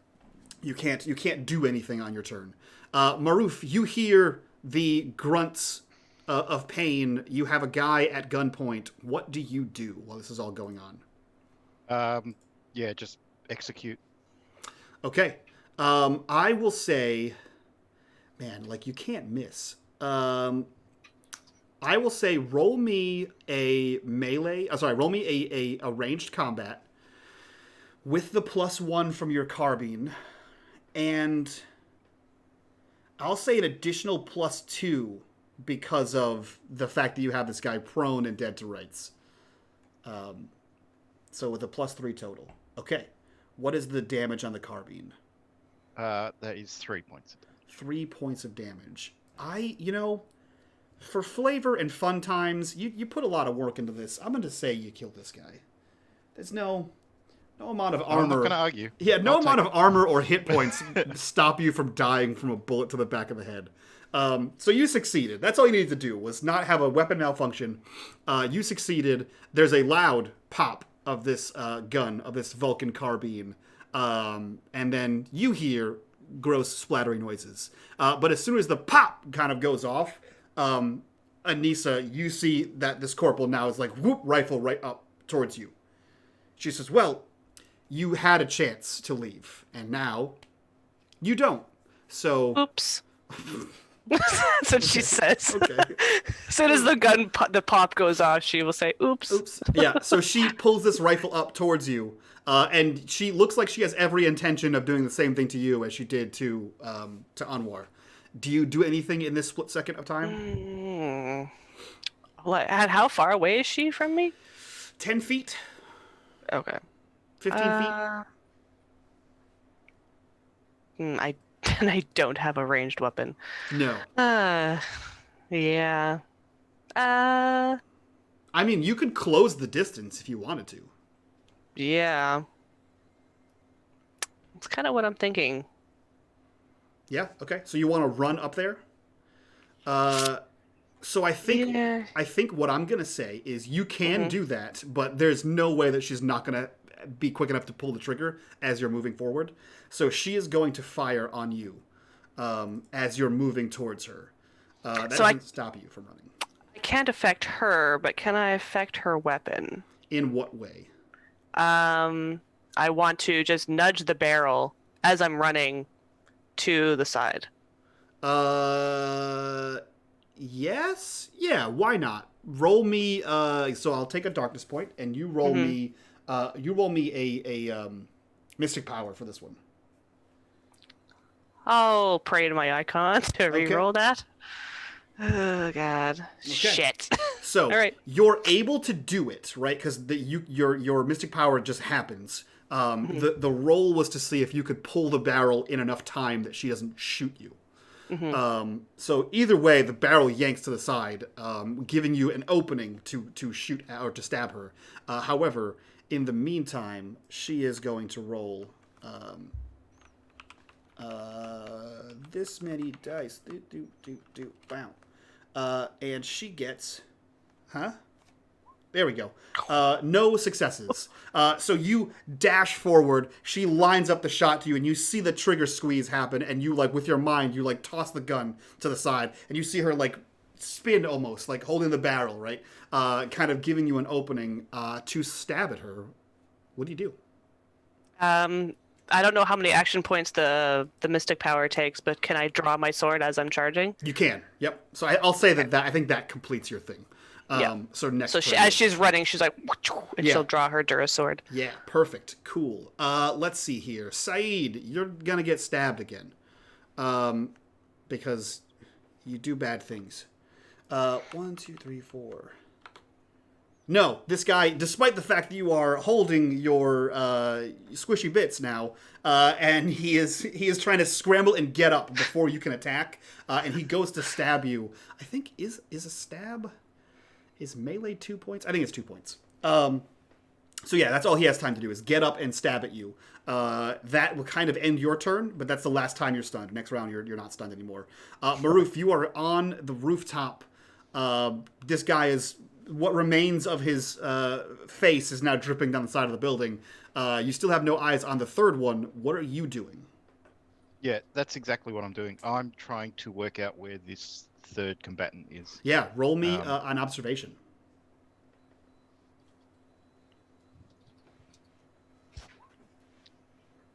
Do we push? No. No? Okay. Well, in short answer, you stand looking around for this this target. You do not see where this person is. However, mere seconds later, unfortunately, you hear exactly where he is. As a bullet rips past you. He is... if you're here and you see where Saeed is, he is in the towards the left, right? You hear that round kind of pop off, and you can see a little glint of the rifle scope. Raid, what are you doing? You see that there is combat in both directions. Anissa is now fighting, and Saeed is no longer getting punched in the junk. I still think that, given what happened, Raid won't switch targets again. That takes too much time, and Boss can take care of herself in close combat. So he's going to shoot Saeed's attacker again. Yeah, go for it. Just let me check. What did I have? Yep, bonus dice are incorrect. Ranged combat. 2 successes. 2 successes. So Do you want to roll on the crit table, or do you want to do more damage? I think I just do more. What do I want? Crit table is not as fun for us as it is for you, but That I is think now correct. I just do more damage. More Okay. damage. So I think we have this scene play out as Saeed, you're kind of like getting the wind back in your lungs, and that tingly, I'm gonna vomit and also pee feeling kind of leaves your body as you ready your. That's what happens. You know, that's exactly what happens. As you hold your knife ready, you see this guy is kind of like bleeding from a stab wound. You see that he's limping as like a round tore through his upper calf. And he's getting ready to you guys are gonna melee it out right now. And then as he gets ready to go in again, you hear and then you see him lurch to the side as he crumples to the ground, and a pool of blood is exploding out of his head.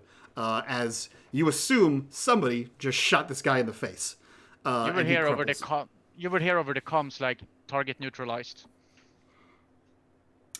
You hear that, and then another pop from where the shot went off at Maroof. So you're also kind of aware where that came from as well. What are you doing, Saeed?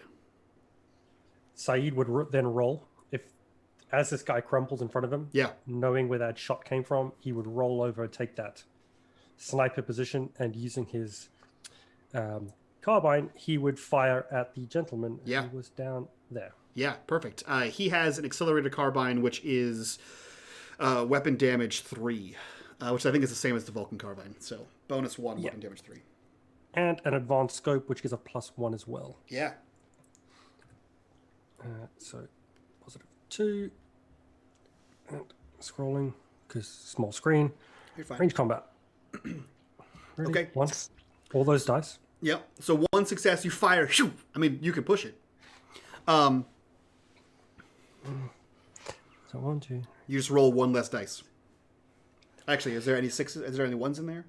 There's 2 1s. Actually, I don't think you actually you leave the 1s because nothing happens on 1s. You just you reroll everything but 1 dice. So I'll roll 10 die. Yep.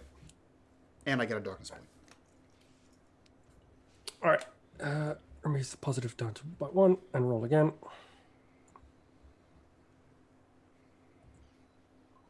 That's 2 successes. Now you can crit or you can deal more damage. More damage. Okay. So that's a total of 4. I think it's like I want to say it's like double damage, but I could be wrong. I think it's +1 for each additional success. That makes sense. Let me see here. Ranged combat. Yeah, that sounds right. Okay, So cool. 4. Yeah, so 4 damage. You fire into this guy. Another kind of grunt happens, and you guys are now all aware of where this target is. He is not down, but he has taken quite a painful shot to like the side, the ribs, and lower abdomen.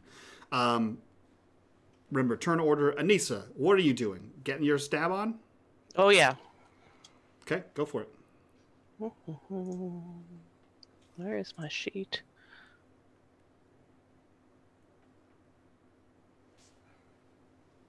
Nope.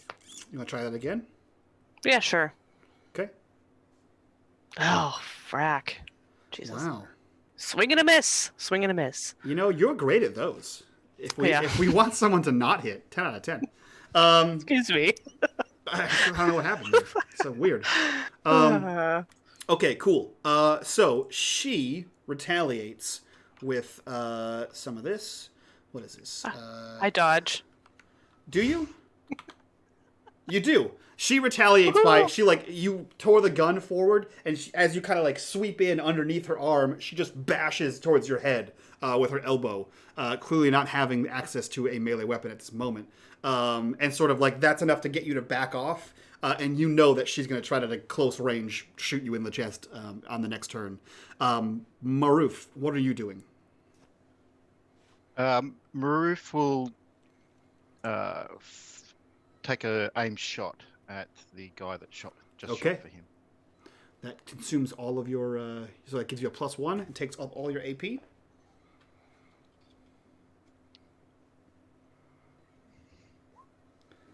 One success. 3 damage with the carbine, right? 3 damage, yep. Yeah. Okay. So again, the first kind of happens. You immediately train to that thing. Pow! Another rips through the air as you see. I think everyone at this point can see this guy. Like you just see his head rock backwards, and you hear the rifle clatter off the building as this guy is also down. Anissa, you are acutely aware, being in the center of everything, that there were 3 people, and it sure as hell sounds like there are no longer 3 people, and you have gained the upper hand here. Cool. So, Saeed and Raid, what are you doing? Raid would still go on the comms and be like, boss, all targets neutralized. Yep. Yeah, Saeed has a problem. He's going to turn and fire at the chick in the middle. Yeah, that makes sense. Saeed is what we say trigger happy. He is trigger happy. Once he starts shooting, he doesn't stop shooting. So, Saeed, go ahead and roll me that attack. Perfect. And he has to go pee, apparently. It went away. Yeah. Listen. Combat. Shoot first, pee later. Yeah. Did you want to take an aimed shot, by the way? Yes, that was with an aim shot. Okay, cool. So 1 success. So let's see here. She is not a useless grunt. Nope. So you see the bash kind of go down, the shot fires, and then Anissa, you see that little like glint of whatever light you have from across the way, and you hear another crack as this bullet launches into this corporal's back as she kind of stumbles forward, closing what little distance there was between the two of you. As Raid is saying, "All targets clear, boss. What do you want to?" This sort of happens. Raid, do you also switch targets now that, the shooting's already begun? Yeah, definitely switching targets. Okay. I won't fire unless commanded because I am not risking my captain. Okay. Yeah, as soon as that, like, all targets neutralize, and then I hear the pop and I see her jolt forward. I go, I'll respond. More of that, please. Okay. Then as soon as I can, I will definitely fire them. Yep. Then Raid, go ahead and fire. What does aim shot do? Does it give you an extra time? It gives you a +1. Yep. Yeah, definitely going to do an aim shot. Not going to shoot the captain. Basically, Hopefully. you can. It's 2 AP to shoot something, 1 AP to move, so you can not move and do an aim shot. Wait, can I see her from my position? Yep. I shoot. Yeah. So now I'm not gonna move. I'm just gonna switch targets and then take an aim shot, making damn sure I'm not hurting boss. Yep. Man, I pray to the merchant, and I'm going to make a bargain. I'm gonna give a darkness point to the GM in. Yeah. He allows Yeah. it. The merchant allows it. Okay. Let me see here. Let me roll some. No successes. You got the final shot. Describe how this kills her. Oh no, you only have 2 damage, right? Because it's a pistol. Only Okay, two damage. then I It's a lied. pistol. So it's silent, so she can't hear my shot. But Yeah, so we hear a whisper quiet phew, as it sort of pierces the dead air here, and we go back to Anissa. I'm gonna stab again, and I will say I just looked up the mystic power in the book, and I don't want to give any false information or anything like that. But if I fail in my mystic ability, it misfires somehow. Either you give me false information or some other undesired effect. So something is supposed to happen. False information? Don't you have telekinesis? Yeah, telekinesis, but or some other undesired effect. Oh. So just wanted to let you know. Yeah, the undesired effect was that she shot you. Oh, okay. Just Yeah. making sure. Yeah, it succeeded in that you did what you wanted to do, but the roll failed, and she still got the shot off before you got to her. All right, you got 1 success for stabby stab. Okay, let's see here. Or Let's see. Can she block this incoming damage? Negative. She cannot block any of the damage. So you have to 6-2. close the distance. This is the end of her life. What does it look like? It's just pretty much just slash, just right across her chest. Okay. Yeah, It's nothing fancy. It's just get it done. Yeah, you can see that she's bleeding from the low abdomen where Raid shot her. Biggest target to not get the two of you confused. You can see that where the bullet came out from her her back from where Saeed shot her, and you just sort of get that central below the sternum stab, and you can hear her as she catches all the air kind of rushes out of her lungs, and you see the light go out as she kind of slides off your blade and crumples to the ground. From behind you, you hear and it sounds as if someone spent darkness points. Clipboard is alive. Oh shit! And I say, "Clipboard's alive." That's the first thing she'll say, and then she'll be target is neutralized. Yeah. So you guys hear Roger that? that, boss. And she will lean over the corporal and close her eyes if that needs to be, and just say a quick little Little prayer to the icons. prayer to the Lady of Tears. Yeah. Yeah. I really just want, this is mostly for me, I feel like we have the action sort of dies down and the camera quietly pans to Saeed where he's still looking down the rifle at Clipboard for a second. He's 100%. Yeah. For a second, we just see the crosshairs and then and then lowers the weapon. As he's looking through, he checks his watch. Goes, nope, that's Raid's time. Over. Yeah. It's like we see like the stopwatch say 31. You're like, fuck. You climb down the building. So the Price is four of right you, rules. Closest without going over. so the four of you reconvene with the downed Anwar. Gother, is that what I named the fucking guy? Is that his name? Gather kind of comes out of hiding, very shell-shocked and confused, and like he's never seen a firefight before. That was terrifying. And he just kind of stands next to you, Anissa, because you were the one kind of protecting him. What now? First of all, everyone okay? Anyone's Yeah. injured? She's gonna go to Anwar and see if he needs any Metacurge. Yeah, roll me metacurgy. 1 success. Okay. Yeah, you see that like it's ironic, man. If Raid hadn't told him to put that tabula away, he might be dead right now. But you see that like through the bullet hole in his chest that there is dented metal, and he had a metallic case on his tabula. As you kind of Nice. like open the buttons on his shirt, you see that it is like sparks are coming out of it. It's done. This tablet is no more. But See, it saved told his you, life. Clipboard. See? Told you, Clipboard. You put it away, eyes up, and you survived. Congratulations. I did survive. I got shot.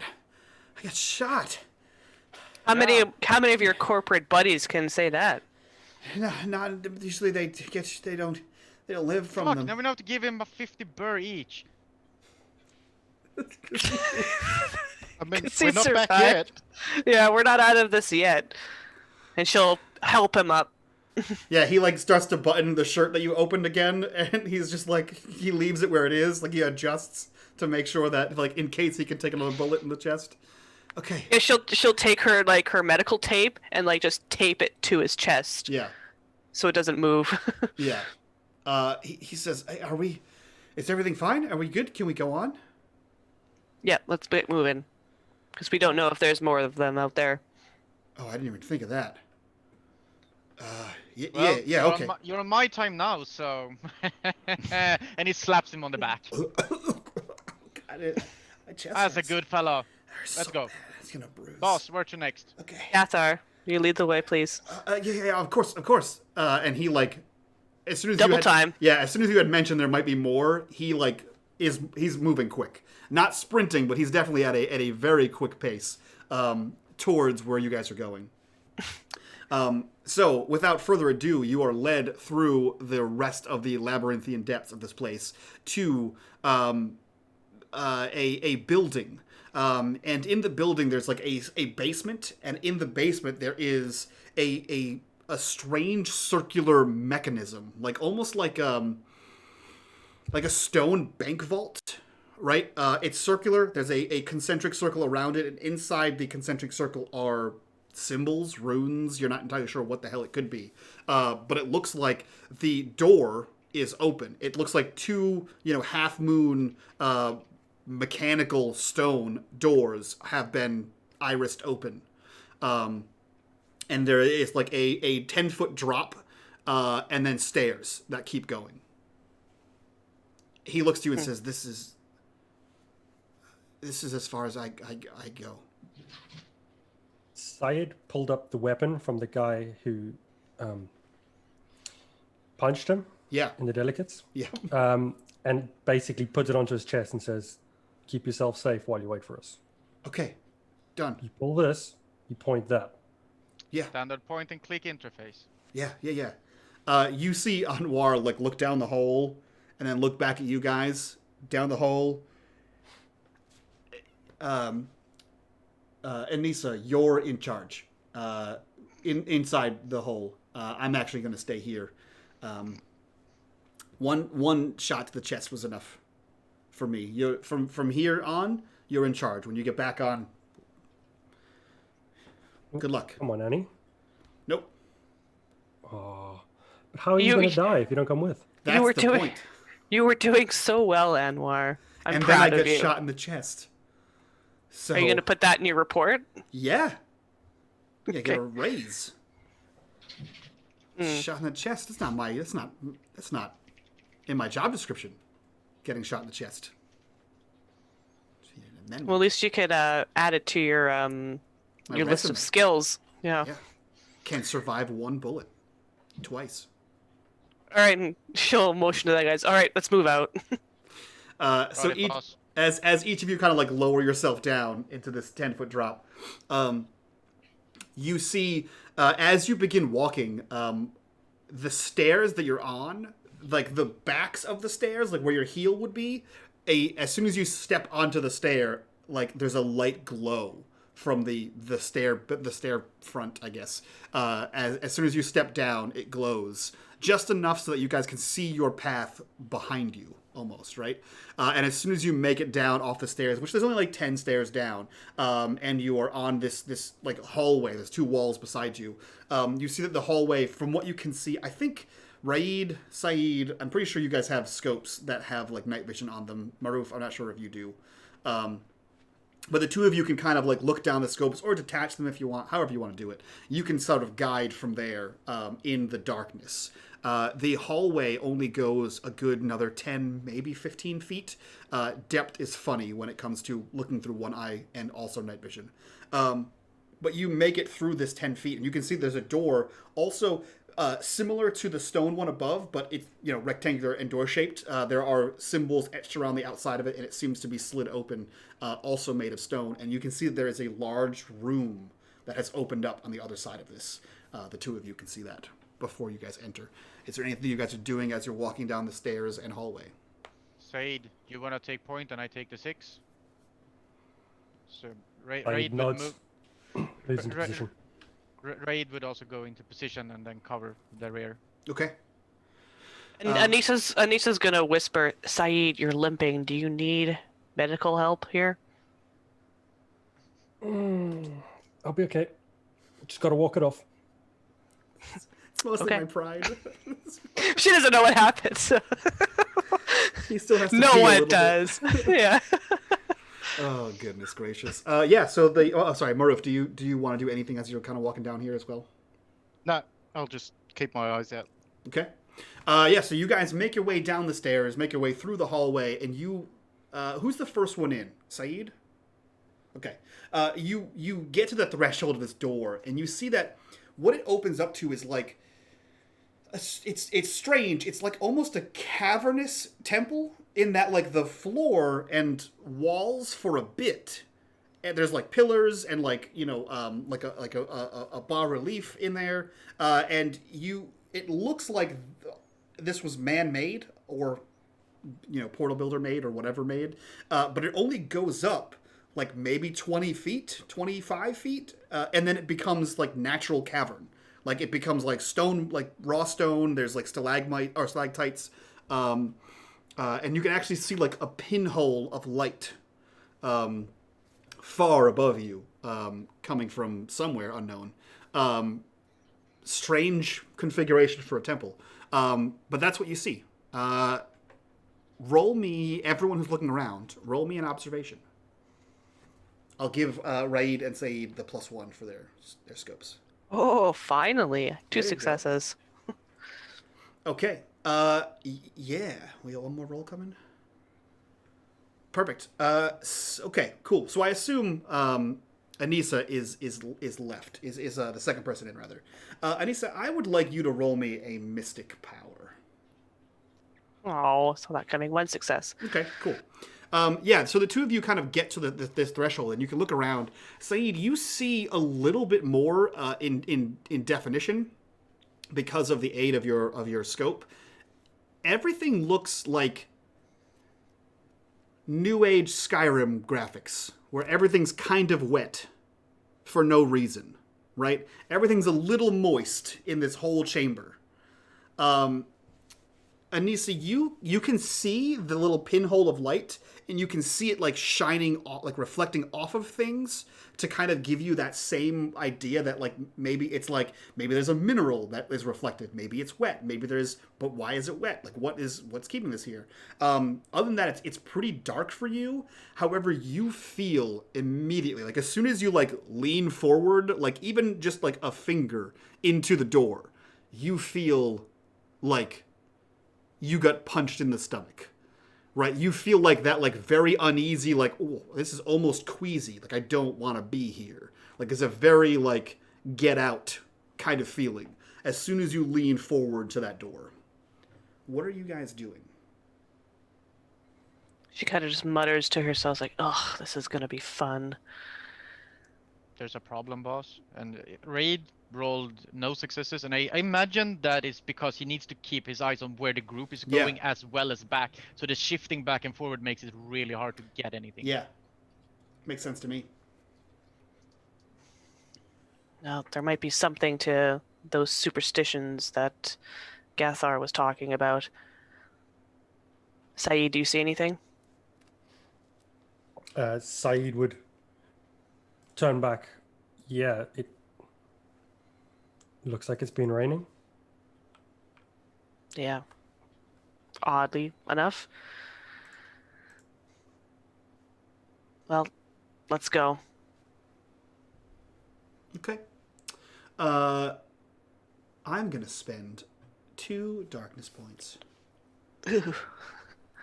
As soon as you all walk in to this room, you all feel that same unease, right? Like that, like, you know, Saeed, you're intimately familiar with that unease as of recently. That, like, ugh, what is this feeling? You all take a -2 to all actions for the next few minutes.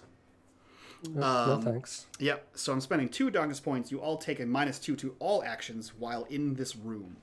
As soon as you get into the room, it's as if there was maybe something blocking it. You're not entirely sure. But as soon as you step in, you feel that unease, and you can also smell death.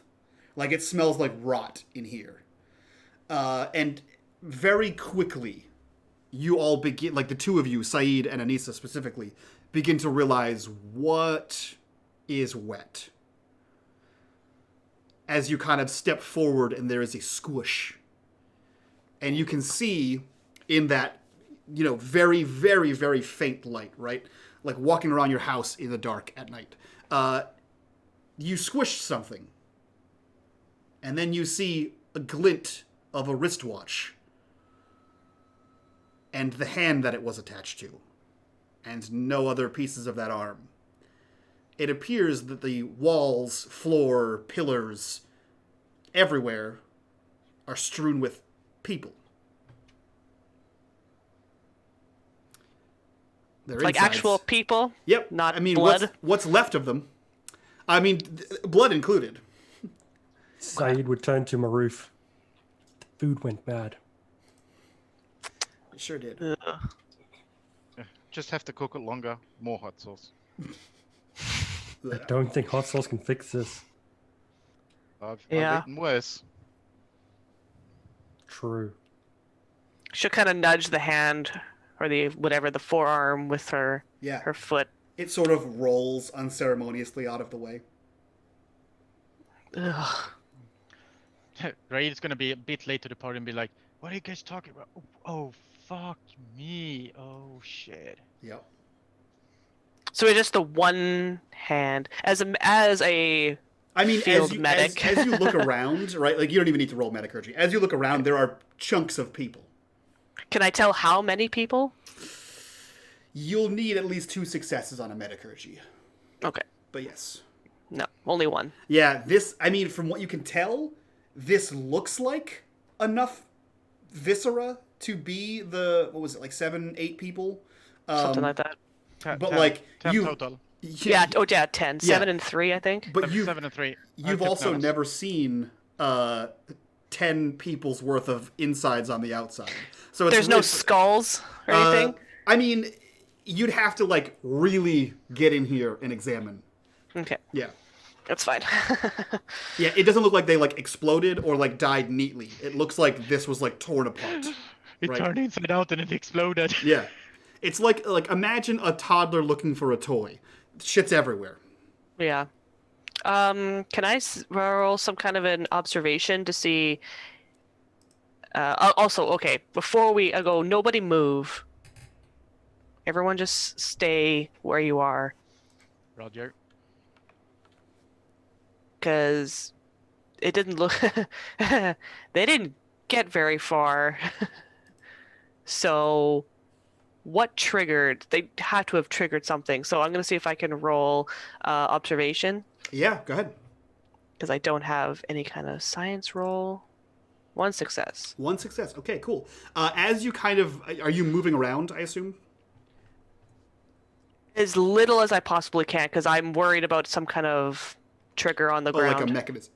I got Yeah. you. I got you. Yeah. Okay. So you, you look around, moving as little as humanly possible, and you see that in the center of the room, like if you could trace that little like pinprick of light down, like the center of the room, there is a circle where there is no blood. Okay. In that circle, there is a small 11-inch, 12-inch, 10-inch statue just sitting on the ground. Oh. Does it look like it's okay? So it does, because it's sitting in that circle of light, no blood. That it's put there intentionally. It wasn't like dropped. That I can tell. You can't tell. Okay. I'll just snap my fingers and I'll point towards the statue. Yeah. Raid would look that way. And we have no tech people or anything to scan to see if that. Can I maybe? Nope. No. I have technology. That's what I can bring. Like, Oh. and I imagine that is, for making shit work. Like, Yes, But that is correct. Unless you have some kind of tech to scan that. Like you could throw a Mm-hmm. probe over to it to get a look at it, but like you can kind of see it from where you are, right? nope. I have a scope, another scope, and the communicator. Well, Yeah. Well. Maybe we could. So we haven't gone very far, have we? into this place? Nope. Yeah. Cause I figure like we just stepped through the door. So is Anwar and Gathar like literally like a few feet away? Probably like 30 feet away. You went down the Okay. stairs and you walked 15 feet forward. So maybe 25, 30 feet. Okay. Would Maroof know that Anissa has telekinesis? That's up to Anissa. I would probably say no at this point.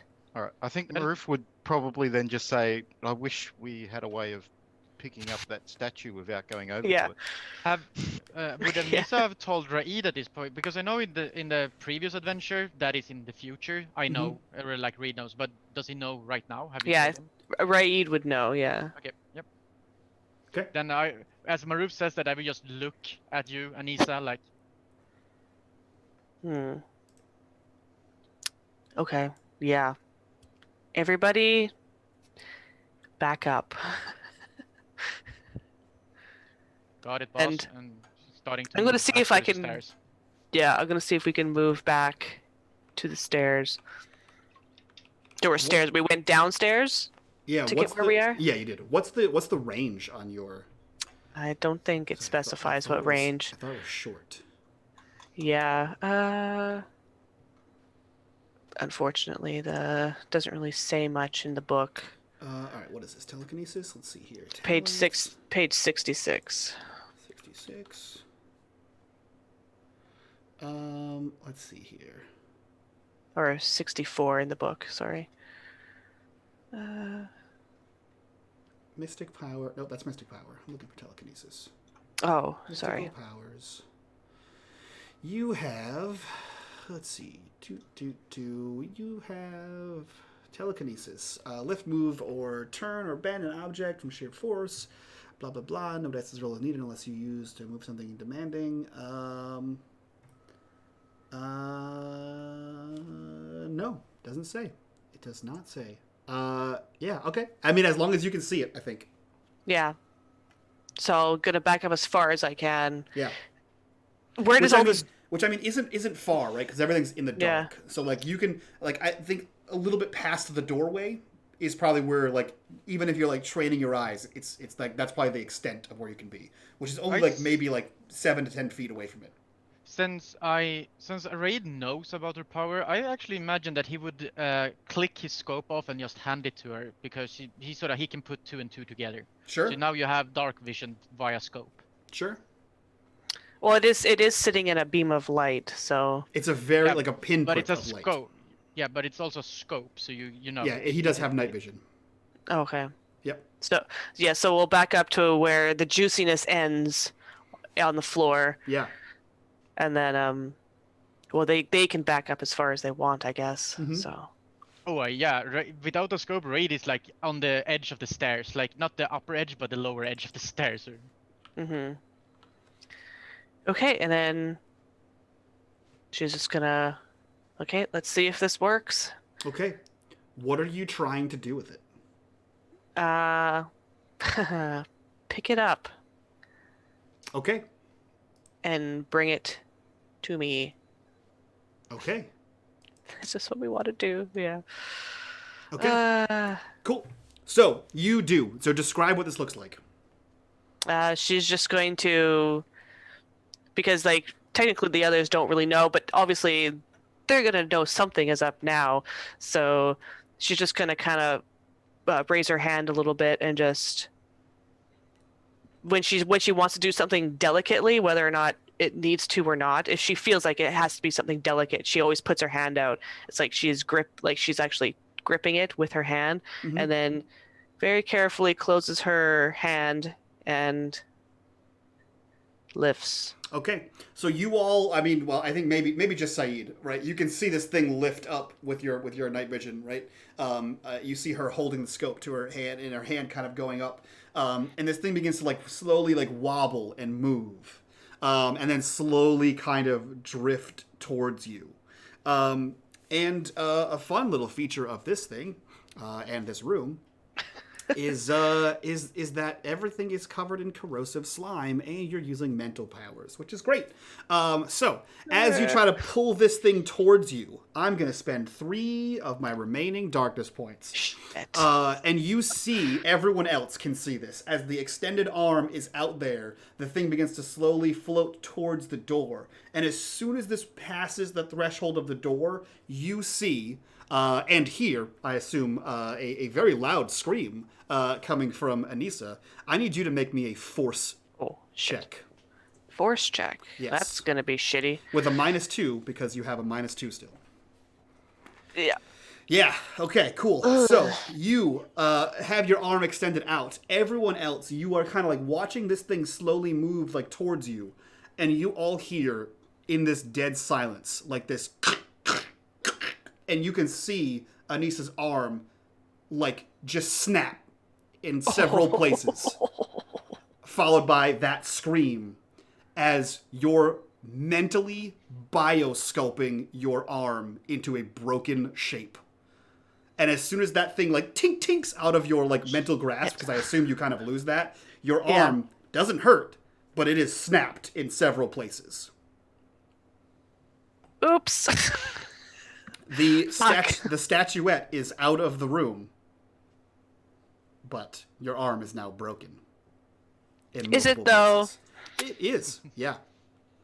Yeah. Am I taking actual damage? No, you're just stunned for 1 turn, and then you take a -3 to ranged and melee combat.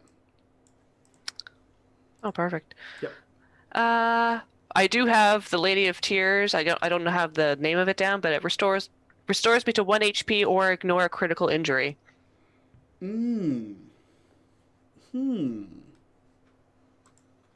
I think, man, it's like a critical injury. Yeah. It's up to you if I can use it or not. They must pass a force test or suffer a random critical injury that takes the form of a body warp. Not unlike an involuntary biosculpt. I'll Up to you. I'll say this, right, because it is the end of this thing, that you're able to fix this, because in the future you didn't have a slinky arm. So combining that and this, there's no more combat for this right now. So, yeah, that's what you get. You get that. You get a slinky arm for now. Okay. But yeah, you see this happen. This snaps kind of go on. The scream kind of goes out, and the item clatters to the ground. What are the rest of you doing? Raid would immediately shout out like "boss" and move to her side. Yeah. And she'll kind of just go down onto one knee, arm hanging limply. It's like, oh, son of a bitch! That's never happened before. That's not supposed to happen. That's not supposed to happen. Are Saeed and Maruf, are you paying attention to Anissa, or are you looking somewhere else? They're like, Just asking. I think Maruf might have been looking around, but as soon as she screamed, he'd be looking at her. Maruf, roll me an observation.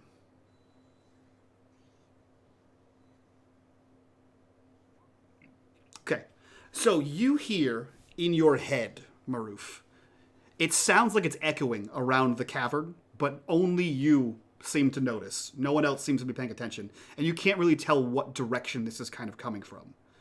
But you hear in your head, in this low, gravelly, like, sinister tone, "You are bound to us. You are ours. And you always will be." And it sort of just bounces around the room. But you're the only one to react to that. Yeah, it just sounds like another contract with a big corporate entity.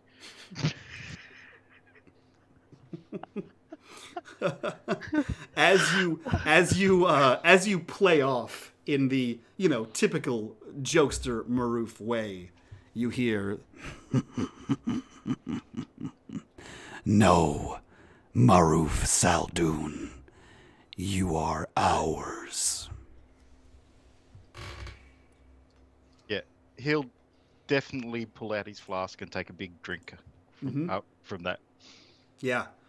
And I think because I have 2 corruption bars, shit. you see the pinhole of light that was slowly cascading down that you could kind of see glinting off certain things.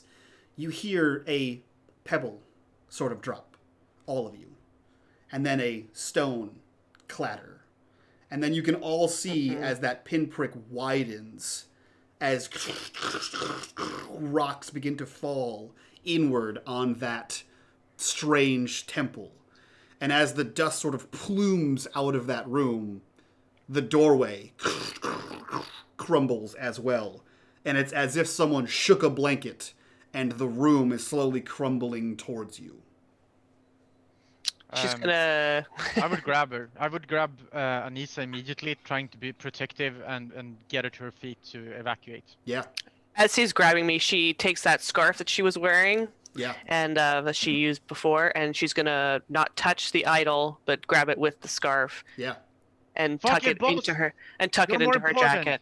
Okay. Well, it's kind of as she's being like yeeted off her feet. She's like, wait, grabbing it as she's going and putting it in her pocket. Come on, I can't fucking lose you, boss. Not now. Come on, we gotta go. All right, We gotta move. And she's like just groaning with pain, like, let's get the fuck out of here. Saeed, show us the way. My scope is gone. Everyone, roll me a dexterity. You don't have the -2 anymore. However, Anissa, you have a -1 since you went back for the statue. Okay. Come on. 2 successes. Fuck Okay. yeah. 1 success. Was that a failure from Maruf? All right. Yeah. That's fine. So, we see in typical end-of-movie cinematic fashion, the 4 of you are running. You clamber up the wall right out of the circular thing. You see that Gather is there with the rifle. He's like, what's going on? What's going on? Run! It's clamber. You see Anwar start taking off. You are led back by Gather the same way you came. Again, the entire, the floor beneath you is crumbling. The ceiling overhead is crumbling as you are running. You guys make your way back up. You're able to just barely climb out of this thing. In fact, just barely might be too apropos as all of you climb out and you reach down to grab Maruf as the walls fall, the hole that he was climbing out of collapses, and the last thing we see is people sifting rubble and pulling out the unconscious and battered body. Still alive, but definitely battered, broken in several places, body of Maruf, as the entire half-mile by quarter-mile vicinity of these ruins has collapsed into the plateau around them. And that is where we end this episode. But what happened to his hot sauce? Did it survive? He'll never know, because he was unconscious. As long as Clipper didn't die on Maruf's time. Yeah. So, that was another one of our Patreon one-shots for my homebrewy kind of world of Coriolis called Northern Crown. This one was called Unturned Stones. Or Unturned Sounds, depending on what tweet you read. Yeah. So, let's go around, do our introductions so we can do our little after show.